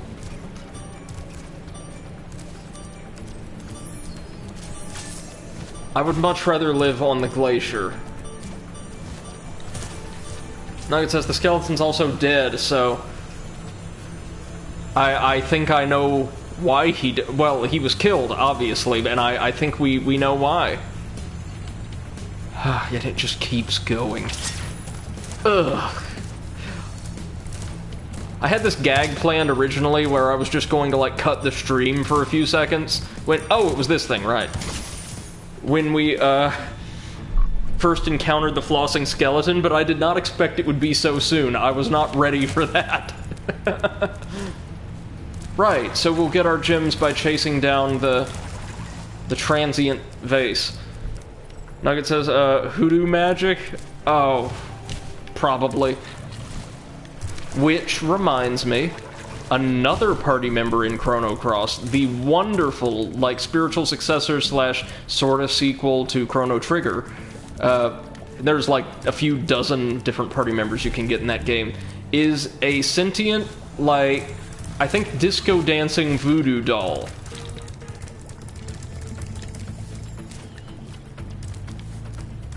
One of my absolute favorites. So it's gonna be back in the cave. No! Damn! That's me forgetting which buttons do which things, and yeah. I thought I was playing Watam again. For whatever reason. Okay, that's a good one. I'm willing to take that one on the chin. Yeah.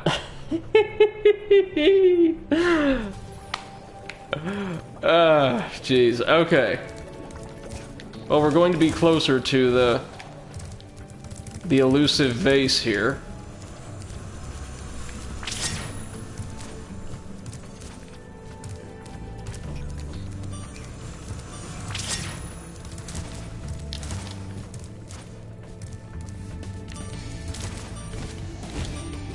Yes, yes, laugh at my pain. I deserve it.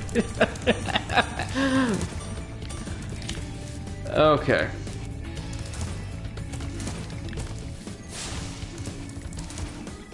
This would be so much easier if I actually paid attention to the clips that show us where the vase is relocated to. There's just one or two places it could be now, though, so process of elimination will get us there if observation won't.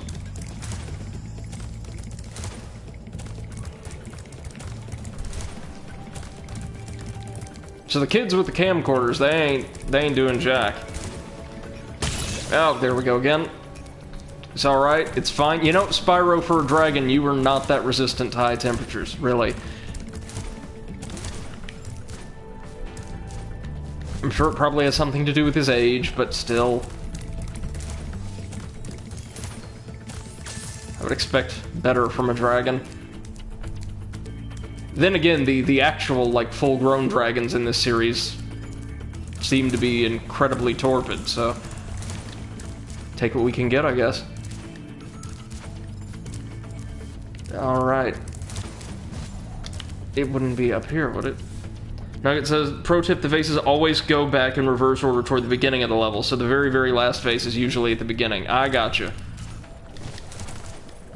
Oh, that makes sense. It would send you on, like, a little tour back through the stage. So if we last ran into it in there... Oh, there it is. Or no, did it reset since we died? Doesn't matter. Yeah, it reset, I believe. We got this. We got this. I am so good at the video games.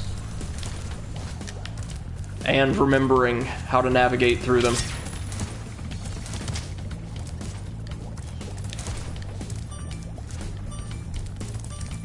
This is why I'm looking forward to my Soulsborne series playthrough, because instead of... Nugget says, imagine dying in a Spyro game. I know, I just had a few deaths, mostly supercharge related. Oh, there's also a gem there. Good to know. In the first game, but this one looks like, just due to some of the creativity involved with these, like optional challenges, we might die a few more times, which is good. I'm down for a bit more challenge. As long as it's not like Crash levels of difficulty, I'm a happy boy.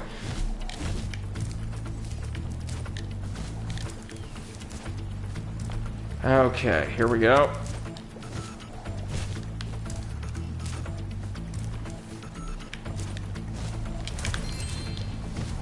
Yeah.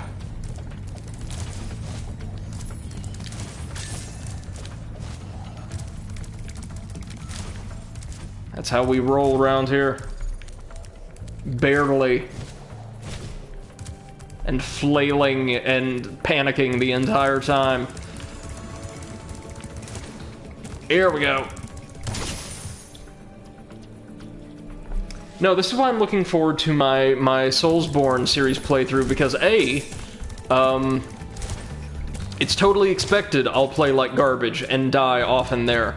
And B, I get to spend hours and hours just reading item descriptions and talking to you guys about how opting for the Dark Age and extinguishing the fire is the correct option morally in every single game. Nugget says a rolling stone gathers no moss, but it sure erodes a lot faster. Indeed. Indeed.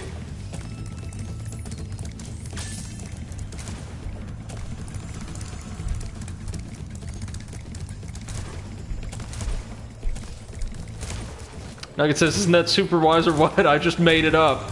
Well, yeah, no, it works. Now you gotta get in touch with, like, a quote-a-day calendar company or something like that. My cousin Gronk is a fool to bet against a dragon. Take this talisman for helping me out. Alright, what's there's gonna be? A bone, right? Yeah, yeah.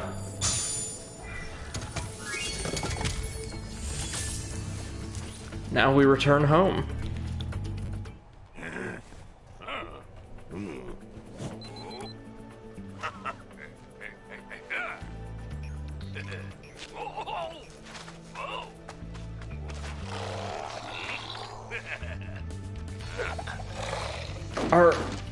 Are they meant to be filming prehistoric Jackass? What? What is this? I love these little vignettes at the beginning and end of every stage. They're so charming.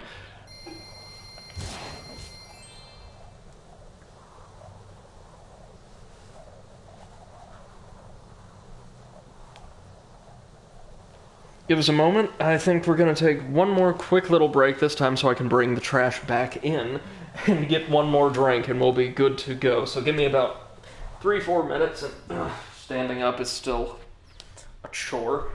And we'll be right back.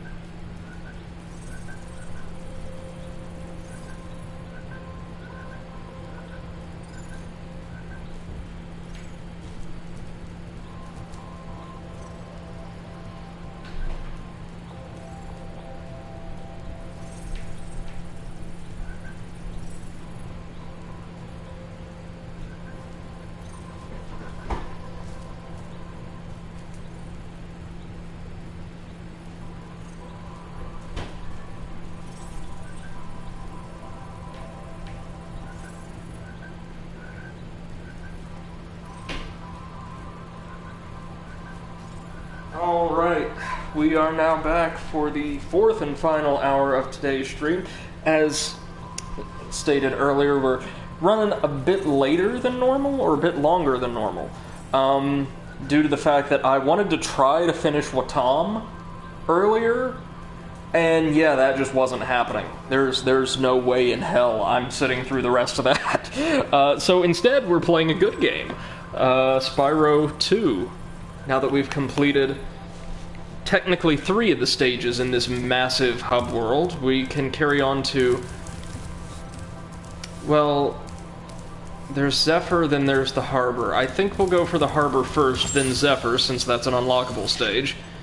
Breeze Harbor, that sounds nice, that sounds, you know, fairly, like, non-challenging, simple, breezy, even. I'm gonna eat those words, aren't I?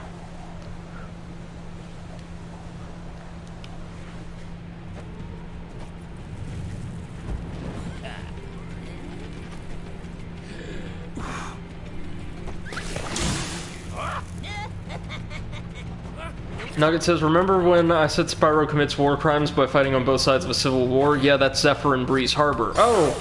So these are Sergeant Bird's people, then. Like, two nations of military birds. Oh, this is charming.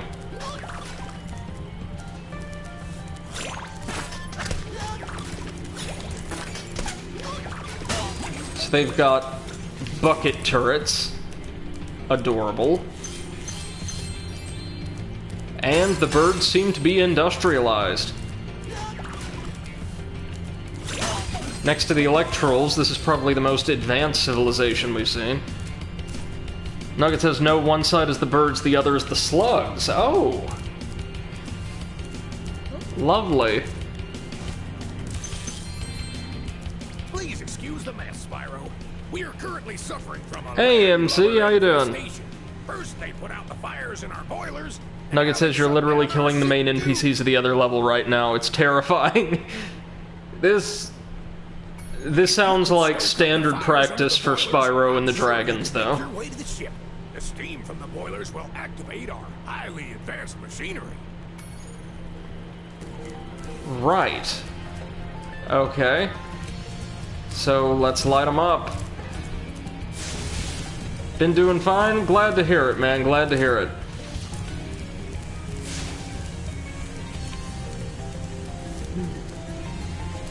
Aha!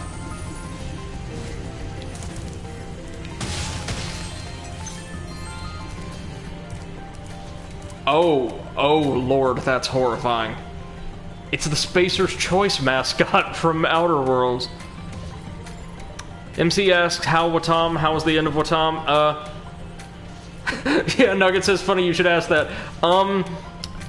We didn't reach the end. We got about an hour further in, and things started making less and less sense than they already did. And I and Nugget, who's in the chat at the time, kind of decided, like, yeah, we don't need to keep doing this. This is a bad game. It's charming, but as a game, it's ridiculously poor. And I was totally exhausted, like, mentally, emotionally, after playing just a short time.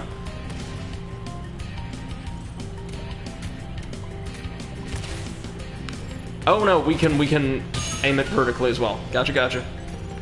Well, I got something for you, Mr. Spacer's Choice. I'll get you. Just concentrate fire. MC says, not surprised. Yeah, it's a shame because I love the Katamari games so much, but that one's just, ooh, it's real rough. I'm not one of those people who tries to, like, exclusively define what, like, a game should be. But there's not really a lot of game there. It's just really strange non sequiturs, one after the other, after the other, after the other.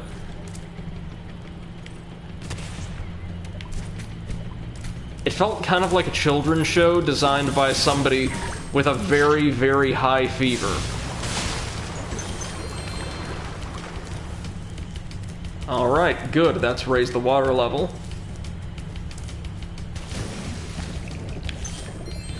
Allowing us to dive right in and pick up some more of this loot that, well, I mean, we don't even have the excuse of the Norks scattering it about this time. It just appears that all of these civilizations are really, really poor at securing their valuables, which is great for us.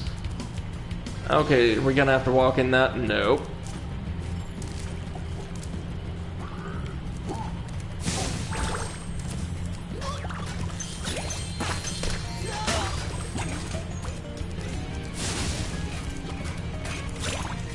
Ah, I see. They try to extinguish the boiler pit fires. We've got some kind of flying sailboat. Makes about as much sense as anything else, alright. Those landlubbers Spires have littered these metal spike mines all over the harbor. If you can clear them out, I'll give you this orb I found in a clam yesterday. So those fairies really have been just hiding those things anywhere they could fit, right? They've given some to NPCs, just kind of strewn others all about. Almost. Nugget says, from my understanding, Ripto is the one that's caused all the chaos here in these worlds throughout Avalar. They just failed to state it due to the game being rushed. Yeah, I kind of figured. Which would mean, presumably, he also stole all of the gold. Or all of the treasure, rather. So I think we might be good over here for now. Wait, hold on. Nugget says you're supposedly collecting together the residence gems that Ripto and his henchmen had strewn about. Yeah, that's what I thought. Or, like, the only, like, logical explanation would be.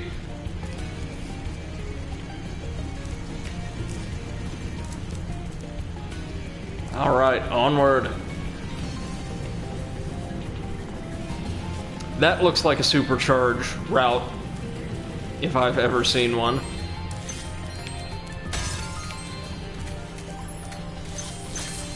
Oh, more mine shooting? Okay.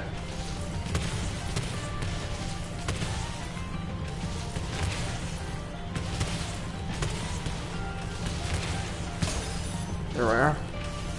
Oh. They're getting more active. Nugget says laughs in trolley. Look, as long as it's not Cardos from Yooka-Laylee, I'm happy to take on any kind of non-standard gameplay mechanic. That thing just jacked my blood pressure right up.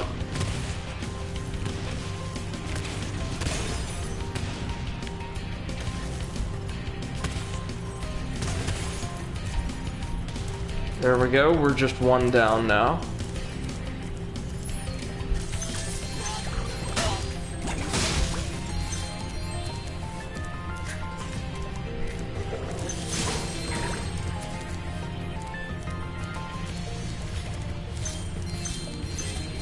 Oh yeah, this is definitely a supercharge gate, I would think. There we go.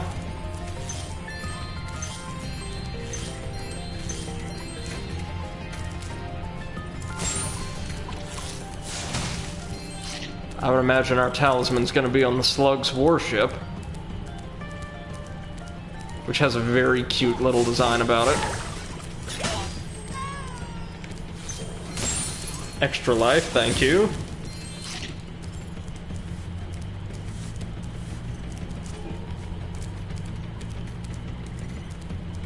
Well, now we can use that, but...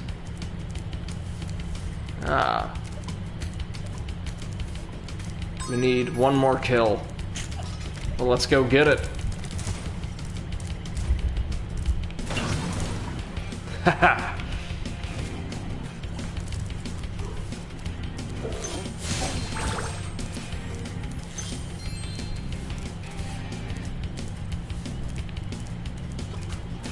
Something tells me the slugs are far less competent than the birds are.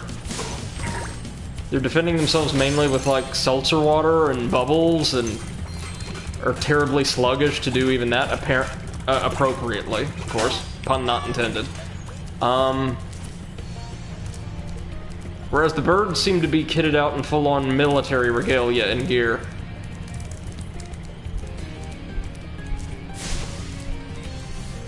Nugget says sluggish. I was not intending for that to be punny, but it is. Yeah, the birds have bombs, right. The birds don't mess around. The poor slugs are just trying their best.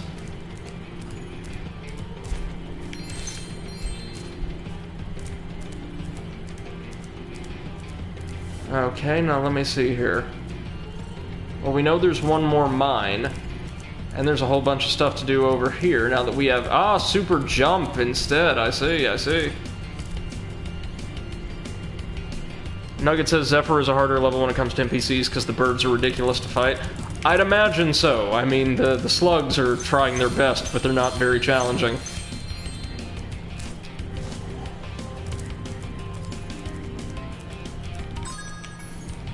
Alright, got a little over 100 gems left to collect. Can't forget about that last mine, either. How lucky for me that you came along. My machinery is broken, and the gears I need to repair it are scattered all over the tracks. Can you hop on that trolley up there and collect Oh them no. for me? Oh no, it's one of these again. Okay, okay, it can't be as bad as Cardos. It just can't. If it controls a bit better, we'll be just fine. And considering how smoothly everything in this game operates, I would assume so. Oh. Okay, yeah. This isn't too bad. Isn't bad at all, really. Yeah, you just switch between different lanes and... Yeah. Okay. This is almost like therapeutic after... Damn it, after Yooka-Laylee. That was close. The cart sequence was really popular in platformers during this time for whatever reason.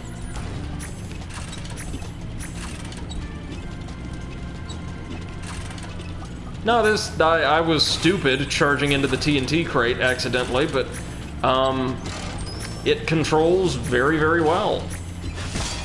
That was stupid as well. I imagine this is going to be kind of tricky because you got to get 50 in one go, but this feels totally fair. This is not a Cardos situation.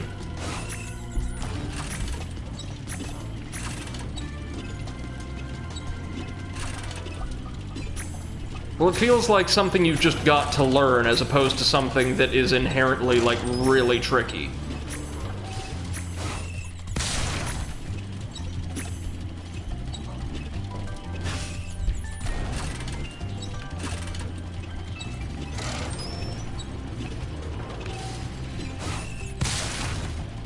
Whew.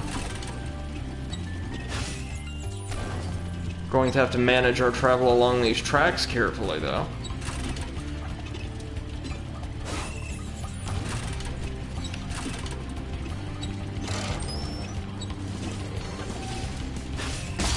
Ooh, okay, so that's going to... We're going to have to switch tracks somehow. Hold on. Ah, there we go. We have a cannon. And unlike the Cardos cannon, this thing actually works. Okay. Okay, I'm on board. So we can't destroy the big crates. We can do that. Yeah. Ah, damn. Yeah. Yeah, I should have let him instruct me in the use of the cannon, but I've got it. I've got it now. I'm probably not gonna get it this time because I'm still learning, like, to feel this thing out, but I'm learning. This is a meme. I had no idea. Wait, this is notorious for its difficulty? Because I've got another mascot platformer that would like to have a word.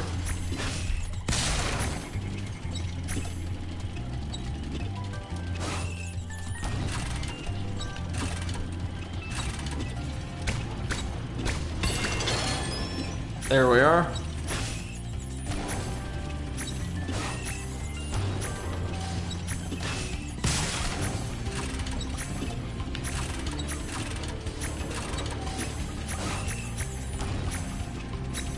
Okay.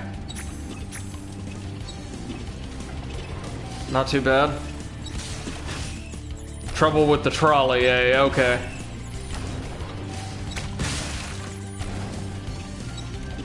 Oh, damn. Right. I needed to hit it. Trolley, eh? Well, right. Use the left stick. We're getting there though. We're getting good. Jump button to jump. Oh no, this is the meme. Gotcha.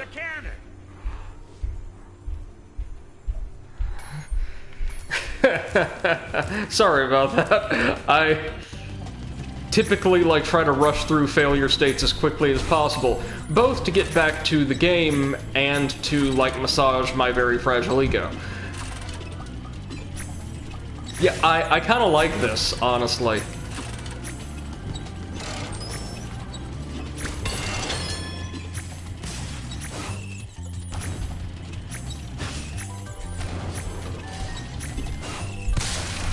Ooh.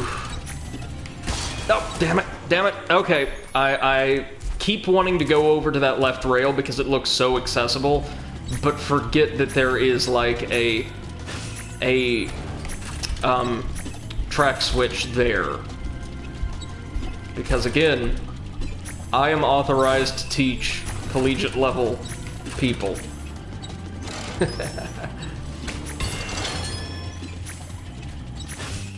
There we go. So we're gonna want to shoot the TNT barrels. And there we go. Shoot the TNT barrels and jump the crates.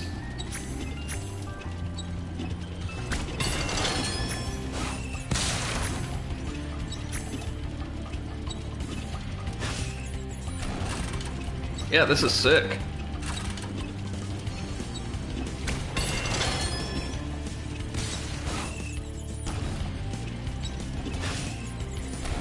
Alright. Crate. Oh! Damn, okay, so, What I'm thinking is I need to be in quote-unquote the left lane, even though it's not, indicated as such, well in advance of coming up on that second switch. And shoot it earlier than I would think. Obviously.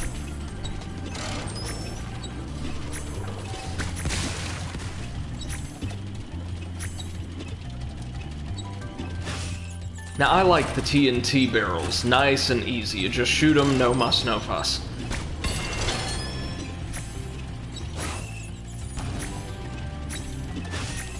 Okay, now... There we go. That's how you do it.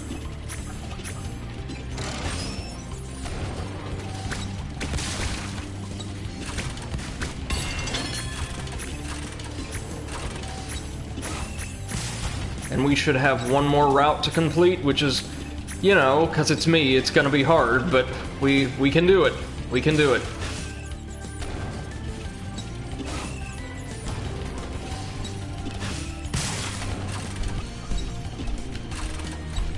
Those cranes make me so anxious. Oh, are you kidding me? Alright, alright.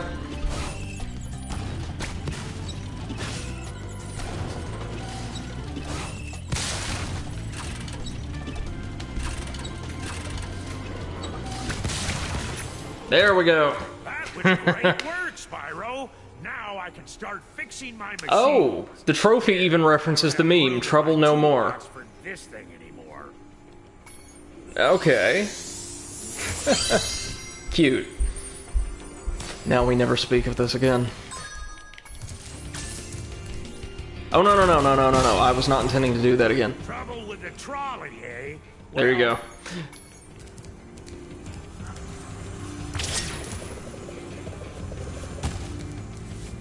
Oh wait, no, there's more, isn't there? Well, I think we got all the iron chests.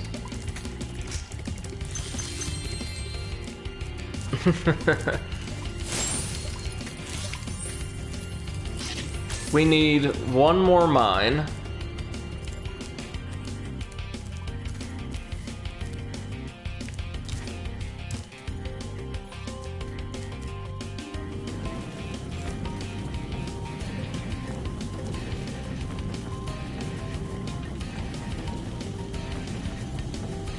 One more mine and a whole lot of cash.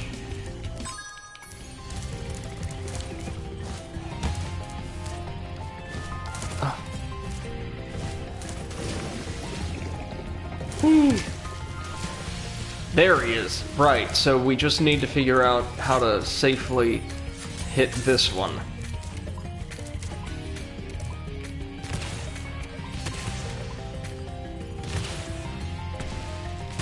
The answer is going to be either, yeah, with a very carefully controlled blast from the cannon. Sorry if it still has clam juice on it.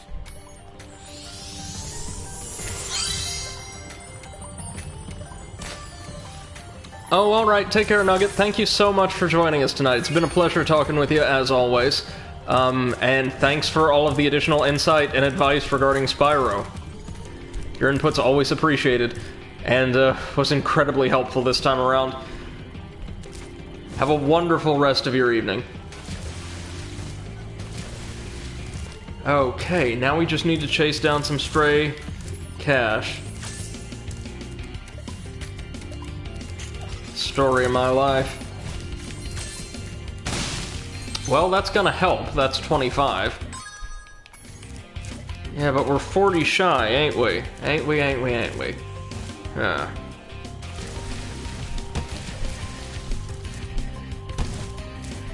Yeah, so, MC, to go back to your question, Wattam is easily the worst thing I've ever played on this stream.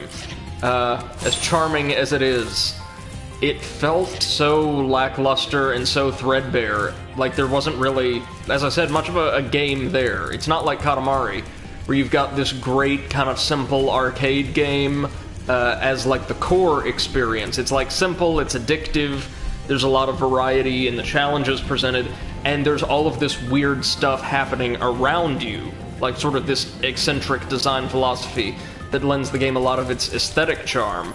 It's just like the pure aesthetic eccentricity with no game attached. And like a lot of poop for whatever reason, which wasn't an obsession of the devs in the original game, so I don't know. I'd go so far as to say it's actually a both disappointingly and extremely bad game.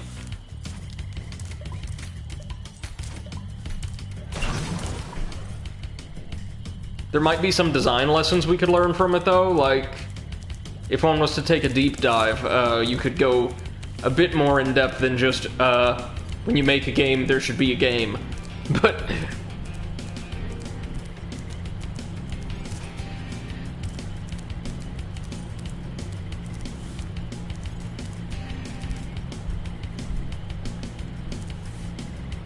MC says, I mean, I saw potential in it. Yeah, no, absolutely. Like if, for instance, you had to use the specific characteristics of different quote-unquote people, like the little objects you have, to solve a variety of really intuitively designed puzzles that deal with their different properties or something like that, that could be a fun time for like a budget game or whatever, but yeah, it was real bad.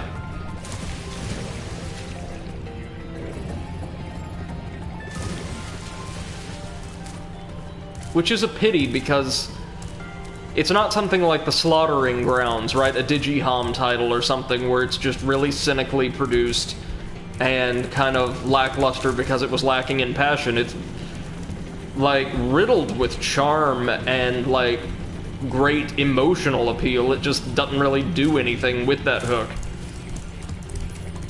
What we need is a new Katamari game. Now, I did see the first one was ported to Switch as Katamari Damacy Reroll, and once I get my capture card up and running, I might buy and stream that. Alright, we are done here. Ship fired up, Spyro. Now we can proceed with our counterattack on Zephyr. Please take this talisman as a token of our gratitude. Nice.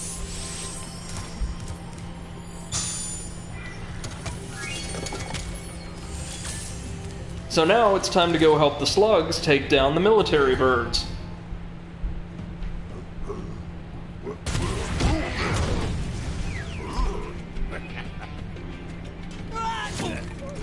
Jeez.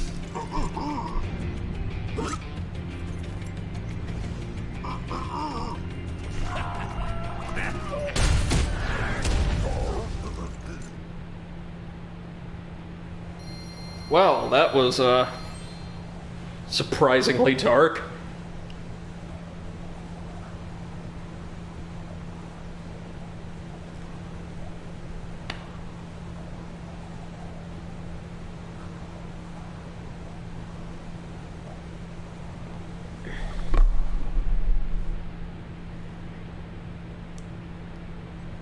So now it's time to head to this world's counterpart, Zephyr. And yeah, the talisman there is a golden anchor. Cute. Zephyr is probably going to be the bird homeworld, I would imagine.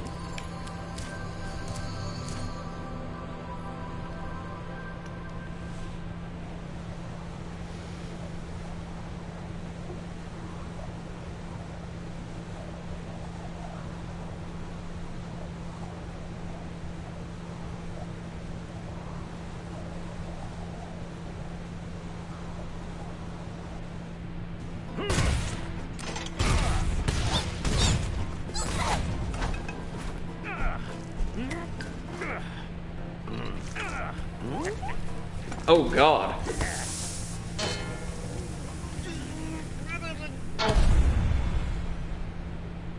Again, the vignettes for these stages have been rather dark.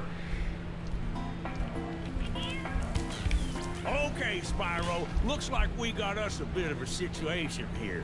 The Breeze Builders have got us pinned down, and we've been waiting for a volunteer to blow up their munitions building. Looks like you're it. Okay, so we just have to take down... Oh, 4 orbs. This is a large world, then. We've got to take down the Breeze Builders, then.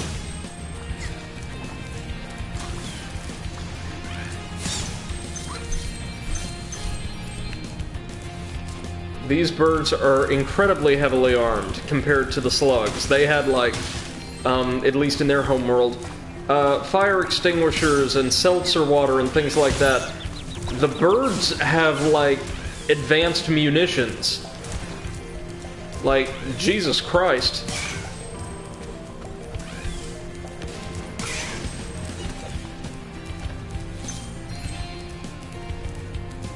We do not fight on the side of righteousness here. Well, we do here, but didn't in the last world, I fear. Oh, you little... Oh, they spit the missiles at us. I see, I see. Because bird.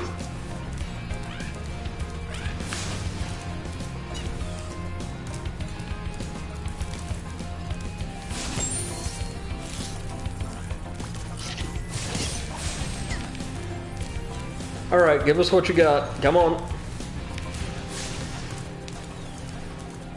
May need to find some altitude. We wanna take them down for the little motes of light they'll yield. There we go. Or can we, like... Nah. We'll have to come back.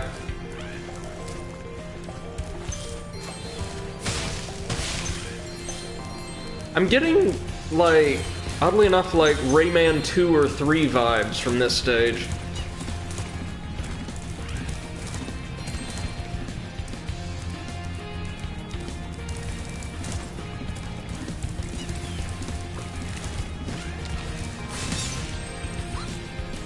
Oh. Definitely getting a Rayman 3 vibe now with those kind of slipshod fortifications.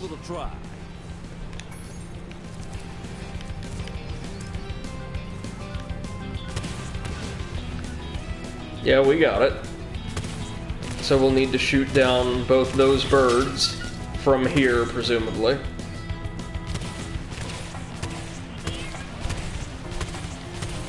And smash open that iron chest, of course.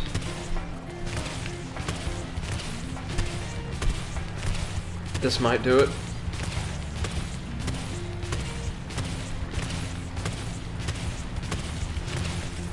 Ho, ho, ho, ho, we got it, we got it. Yeah, there we go.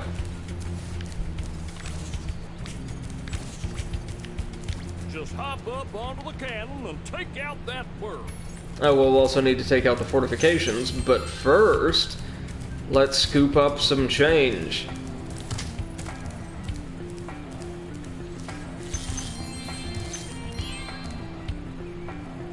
Aha. We've already got quite a few gems in this little courtyard. Now let's crack open the chest. There's usually anywhere from like 25 to maybe 40 in those. Not this time, though.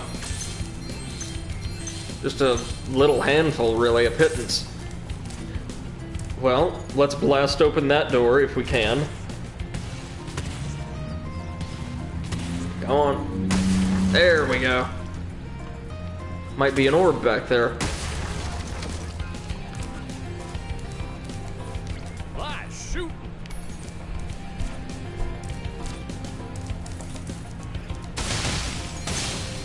Well, no orb, but tons of cash. 31 gems.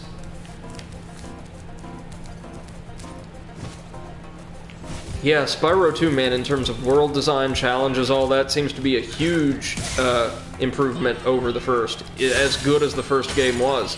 We even have some really solid boss battles, apparently. The first one was great.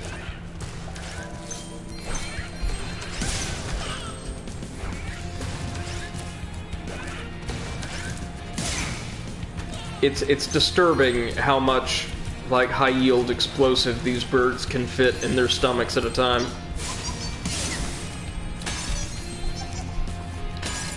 And they're using child soldiers. Dear God. Oh, damn. How long must this war continue?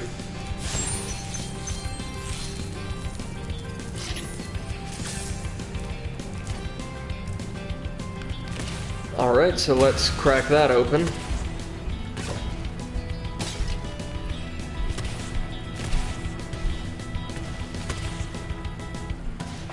There we go. We earned the Not Cannon trophy.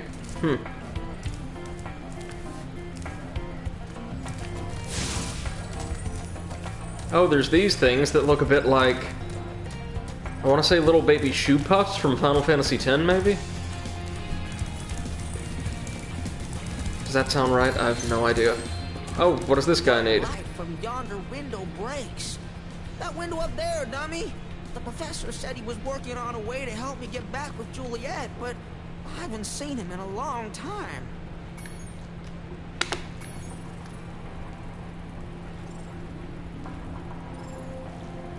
Alright. So yeah, this is a huge world with a ton to explore. Lots of wide open areas, lots of verticality. This is gonna be a fun one, y'all.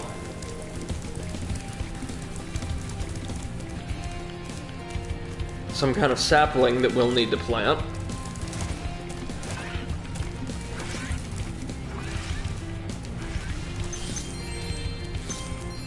Yeah, let's go get the sapling first. Gonna try to work our way through more or less methodically.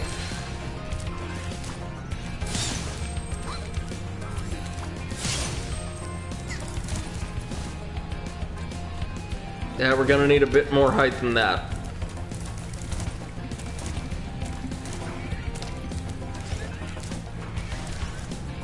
Well, maybe, I think. Let's try one more time. Yeah, unless... Hold on. Since you can't be killed... What if we... Yeah.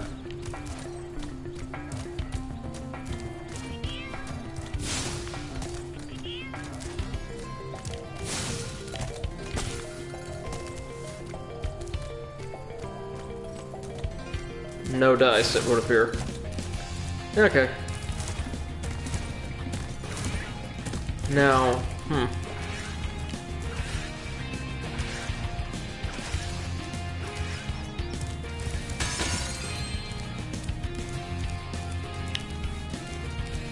all our gems so far, most of them have been in really small disbursements too, so we've really got to be careful and just comb this place, because there's going to be a ton of cash around.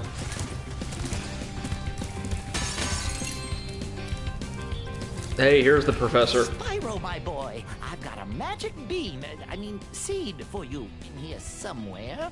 Ah, here it is. Why don't you plant it in the ground and see what grows? Platforms, right? Yep. We've got to climb our way to Juliet.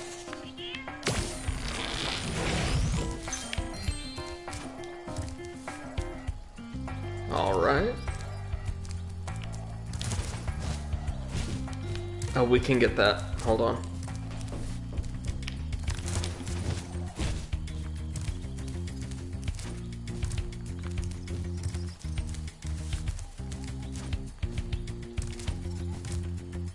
Probably should have planted that one first. Didn't see it. No, but we can find more, no doubt.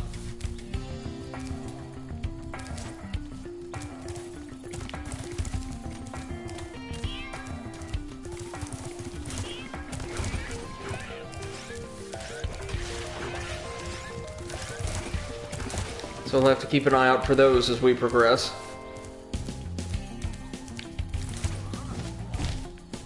Oh yeah, and this was on the far other side of a section we probably should have already explored, I think. Ooh, got some gems.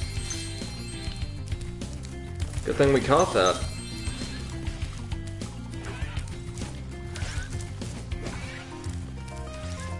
I'd hate to have just missed it.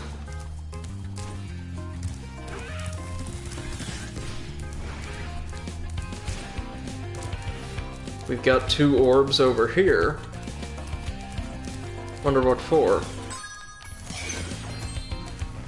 My name is Little Bo Peep, and I've lost my cowlicks. With these battles going on all of the time, they keep running away. Can you help me get them back into my pen? Oh, we're going to be hurting the shoe puff looking things. Okay.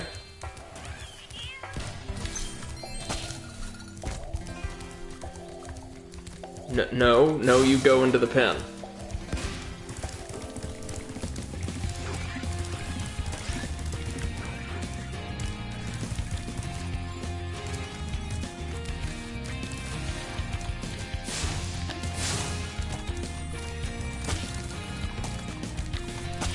There we are. Thankfully, they go flying when struck.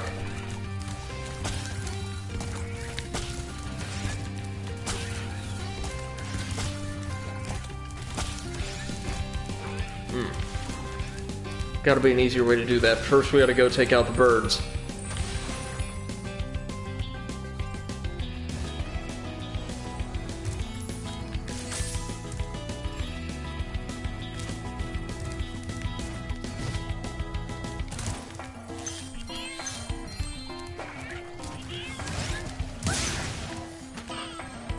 Okay, we can take this one, I bet.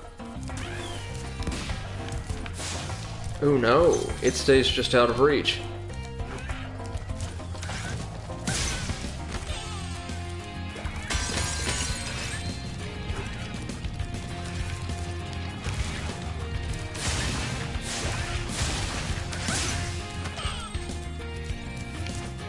Our hands are going to be slick with avian blood by the end of this stage.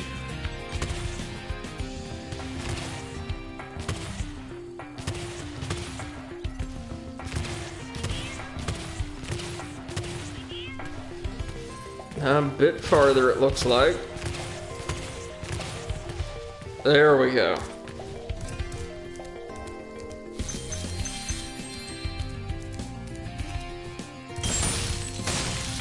Now we're getting to, like, the valuable gems. And still a few not so valuable ones.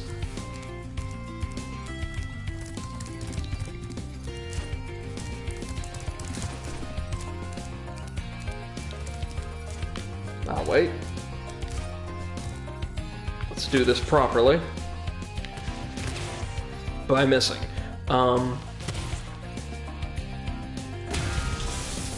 Oh, there's their munitions depot.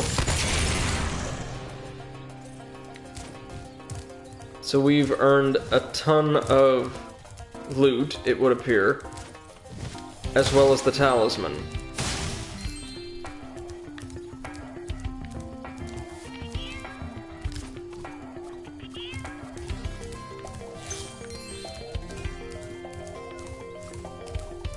Okay, so I guess we really are gonna have to, like, just take these cow things back the old-fashioned way.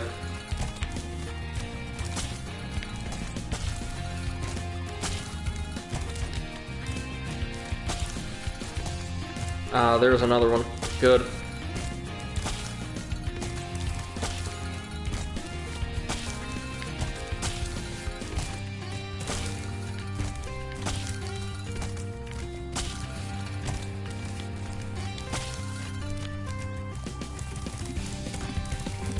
Alright, number 3. We're probably gonna end up collecting all of them for both orbs.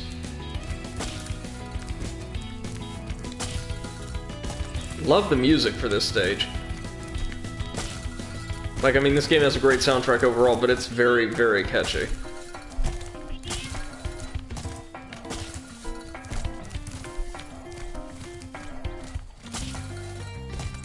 MC says, well done, but no caviar. Thankfully not. If I have any Watam flashbacks tonight, I just don't know what I'm going to do.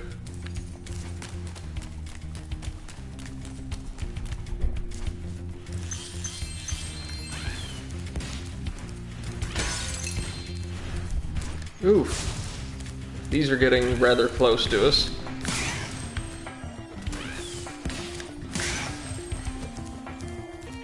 Looks like we've got more Cowlicks and a Super Flame Arch.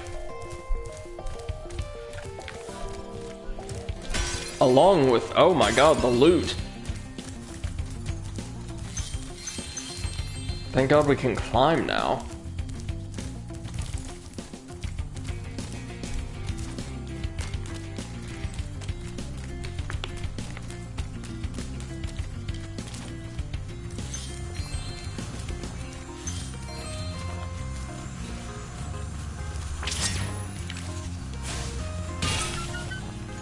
Can we also use this to just send the Cowlicks flying? Ah, no dice. Come on. Come on, you little... Come on. That's it. Oh, yes we can. My bad.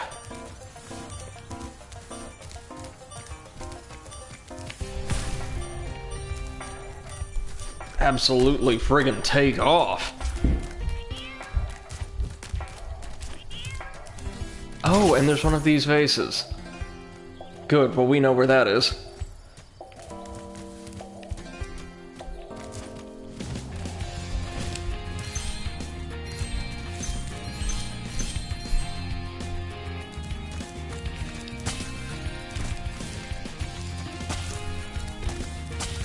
Yeah, we're probably gonna have to hit him with the Super Flame. Alright. That's what it's here for.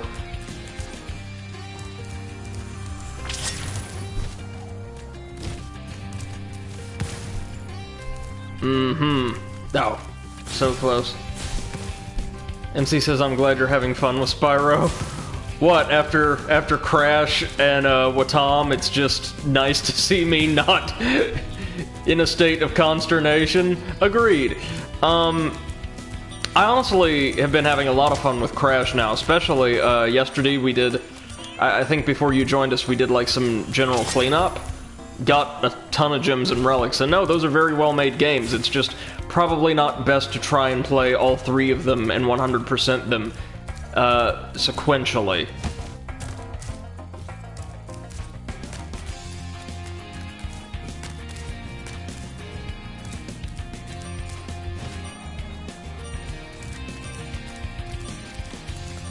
Okay, now come on, you're gonna have to go that away. That away. Good. That away.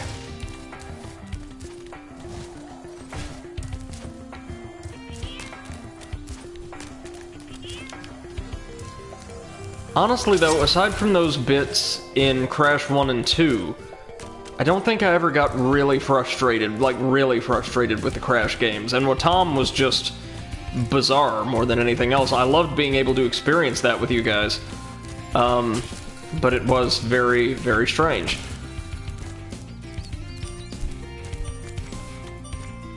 Yeah, MC says, I mean, after a hard game and a weird game, coming back to chill is cool. It is. Oh, you. Alright. This is the last one we need, though, so... we should be good after this. For now. No doubt he's going to ask for the rest of the herd be moved into the pen.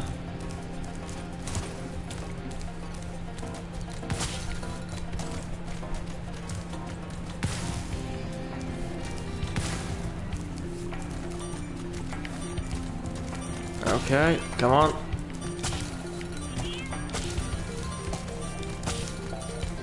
There we go.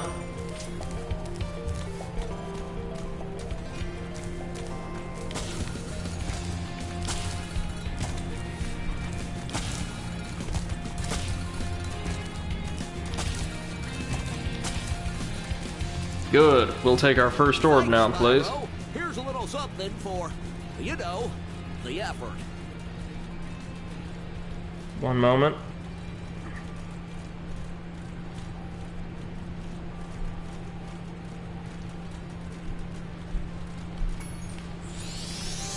Okay, so now you want the others, right? There are 2 more cowlicks out there somewhere. Yeah.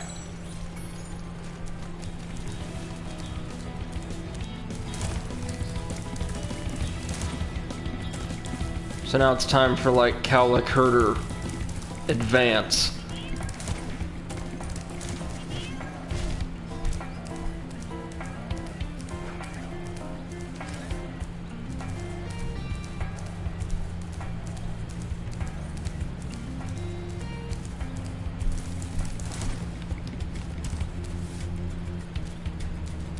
Okay, okay.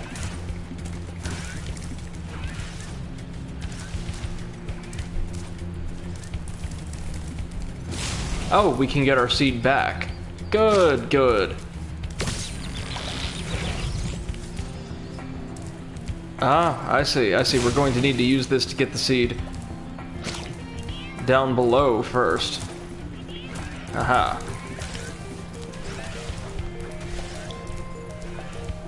We're going to have to shift these around as our needs change. There we go. And what do you know, we've got us a cowlick.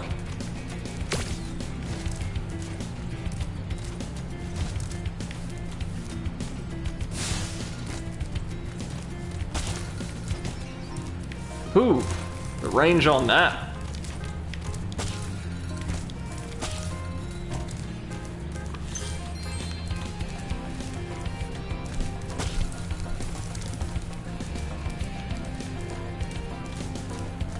This guy just flies when you smack into him. Okay, come on, Cowlick. Yeah. Bit further away, thanks.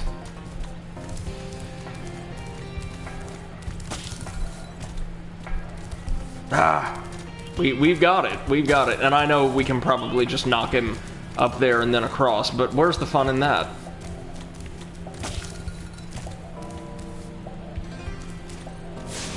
There you go. You just sit tight, and definitely don't waddle off the side of the cliff.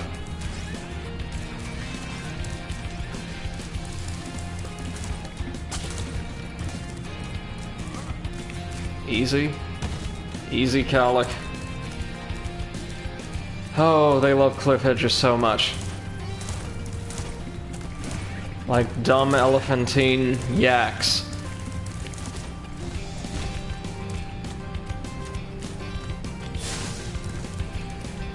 There we go.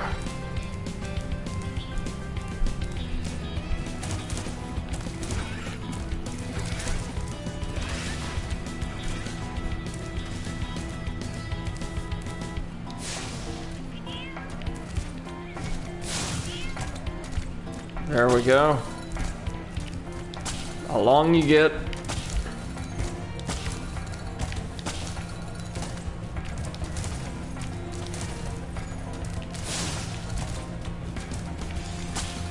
Now we've got to kick this thing all over creation.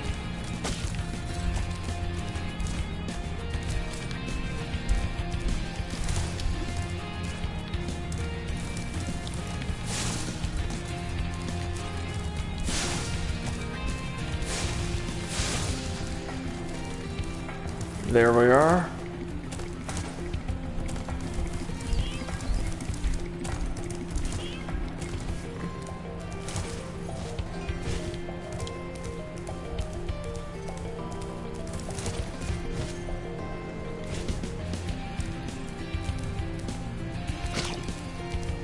Now this will allow us to get to the third seed. which we can use to actually platform our way over to Juliet. As well as... what is this? Something we'll have to come back to later, no doubt.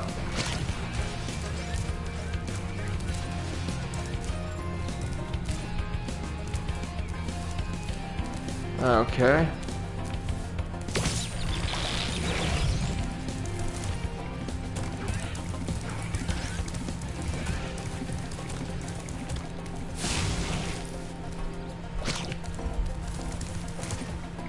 Now we'll go put this one in the plot that'll produce the shortest plant, or shortest stalk, rather. And there we are.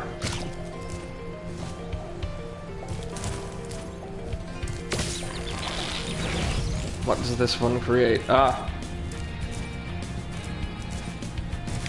A fourth seed. I see, I see.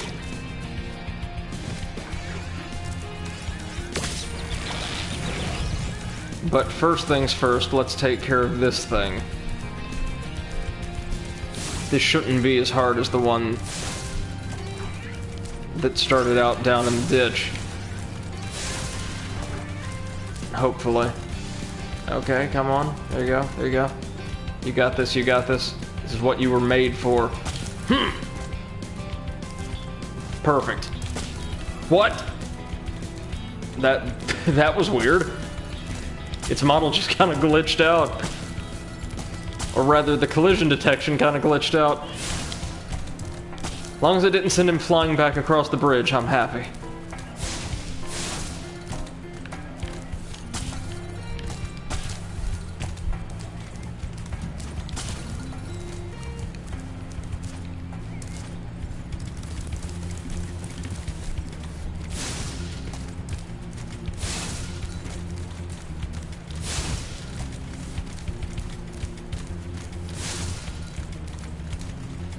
Well, I am impressed. You And that makes 2. for me. Here's a fair reward. Now we can go get the beanstalk puzzle orb really easily. And how many gems do we have? Most of them.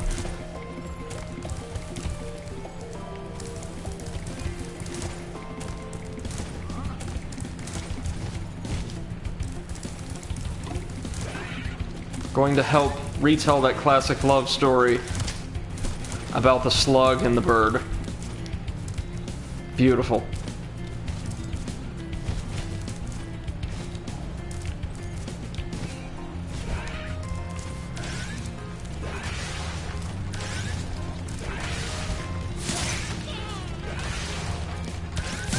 Speaking of beautiful, wrecking yet more bird soldiers. Their army's going to be devastated at this point, if there's anything left of it.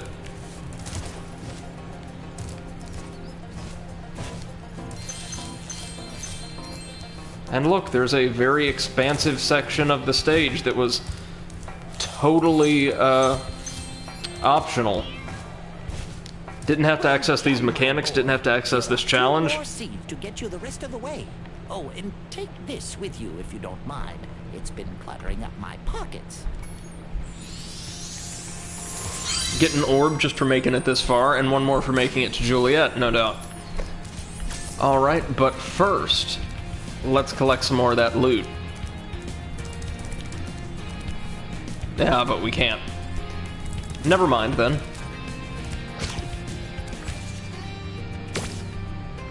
Now we're gonna have to take it the old-fashioned way.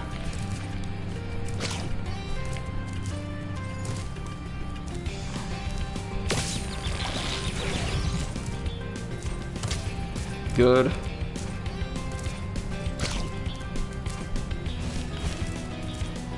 There we are.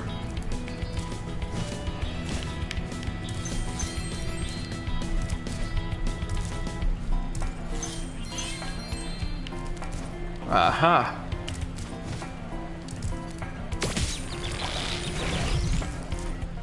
Perfect. Romeo, Romeo, wherefore art thou, Romeo? Oh, there's Romeo. You can have this. I don't need it anymore.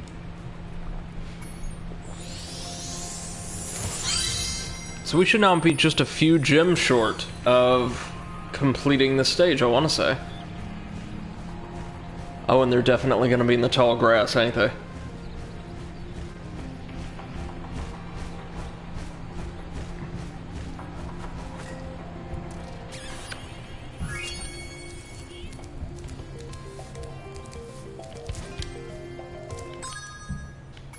Yeah, quite a few gems. Oh! Oh, it's the damn vase. MC says romance. Yeah, that's what that looks like, right? I think. So beautiful. What I'm really all about, though, are those collectibles. We got 2 of them for the price of 1, basically. Which makes our mercenary work here well worth it.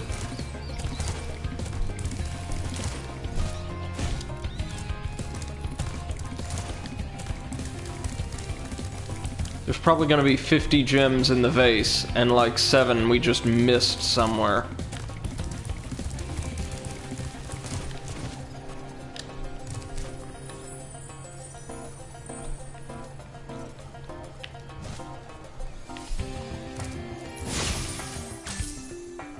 Alright, now it's back at the very beginning of the stage.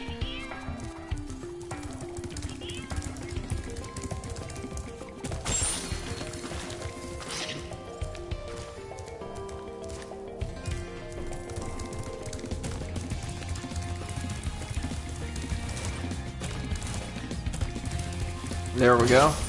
Oh, one more. The literal beginning of the stage, okay.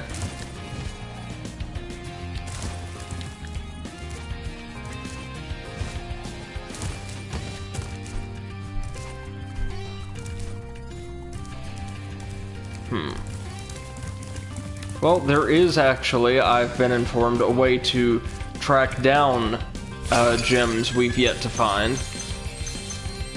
Oh no, that's all of them. Never mind, we good. Now let's just press on and earn us that talisman.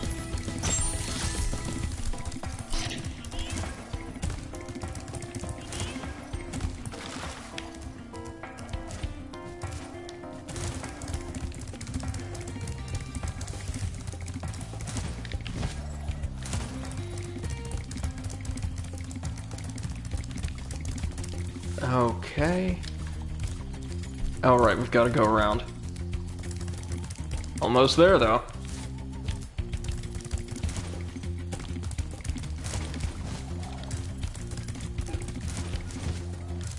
Wow! What an explosion! It sure is a good thing I had my helmet on. Oh yeah, the Colonel wanted me to give this talisman to you if you got through the Breeze Builder defenses. Good job, soldier! Begs the question as to why he was just trapped in the bird's munitions depot and also survived the explosion, but whatever. We got us a nice bomb talisman. And we can now finally leave this little war.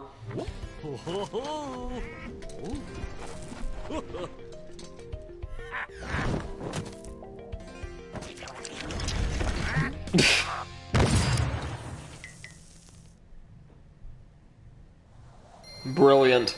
And on that note, ladies and gentlemen, we're probably going to have to call it for the night, as we've now been streaming for nearly 4 hours straight. Wow. And tomorrow, we're going to be back with a bit more Crash, hoping to tidy up what few relics and gems remain. We don't have a whole lot, believe it or not. We have to get a handful of relics. But the gems are more or less totally off the board at this point. We have to beat that pretty tricky little UFO race. We got very close on our first attempt, though, so I don't expect that'll take too long. And we'll do as much as we can in about an hour, after which point we're going to dive probably back into Spyro 2, since Wattam is just something we don't need to revisit or think about ever again. So, until then, please take care of yourselves, one and all. If you're watching this as a VOD on YouTube, thank you so much for checking us out. Feel free to drop by during one of our live broadcasts, I will be here, as always, at 6 p.m., or no, should be. Hold on. I'm going to, like, keep the Discord up to date. I may be here tomorrow, I may not. I'm going to be out of the house, so strange, since this lockdown, or quarantine began. And depending on how late I'm gone, I may or may not stream tomorrow. I should be... Well, I honestly don't know. I'll just keep everybody informed. So, at any rate, when we come back, we will take care of more Crash and Spyro. So, stay tuned, and thank you so much for watching. Good evening.